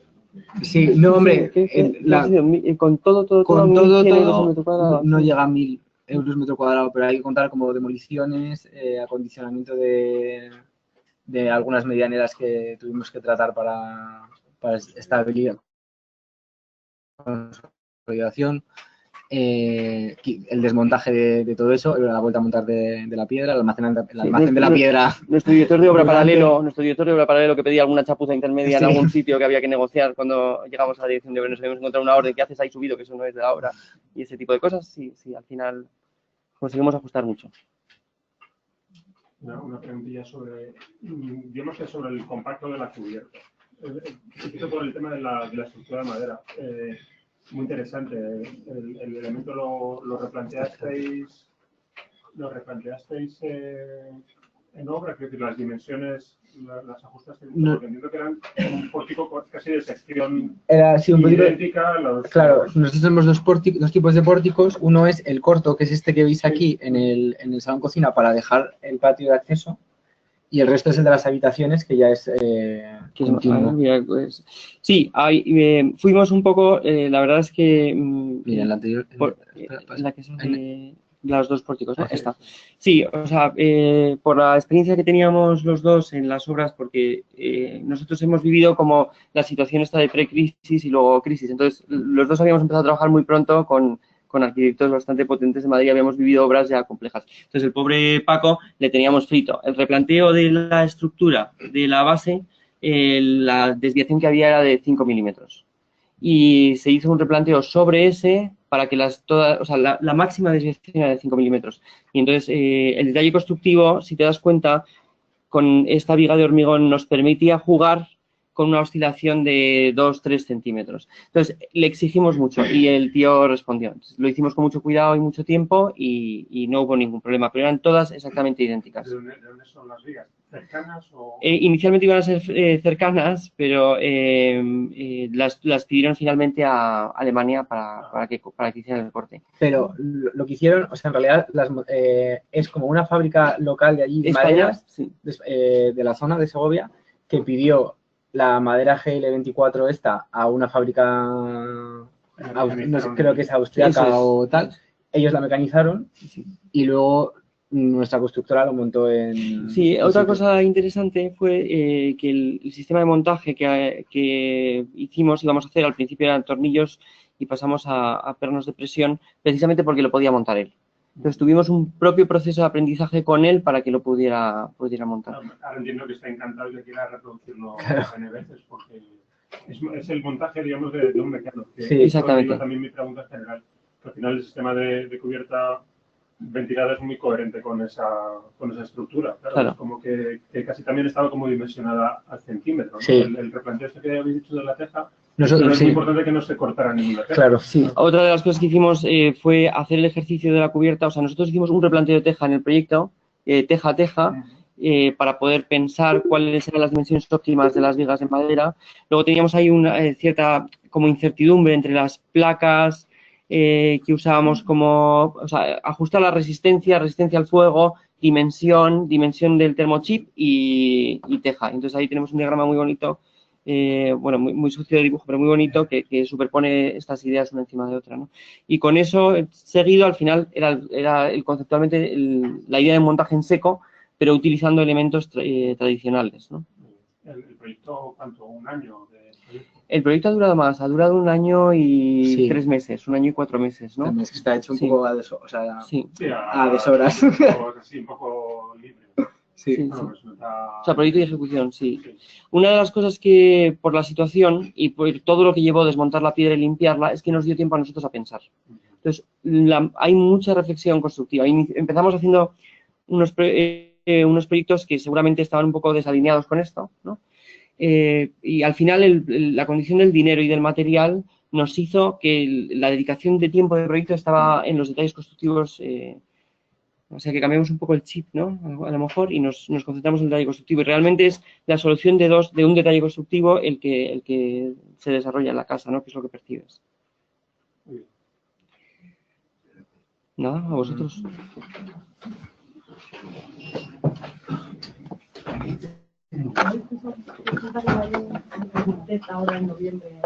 Sí, lo tenemos pendiente. Gracias. Muchas gracias.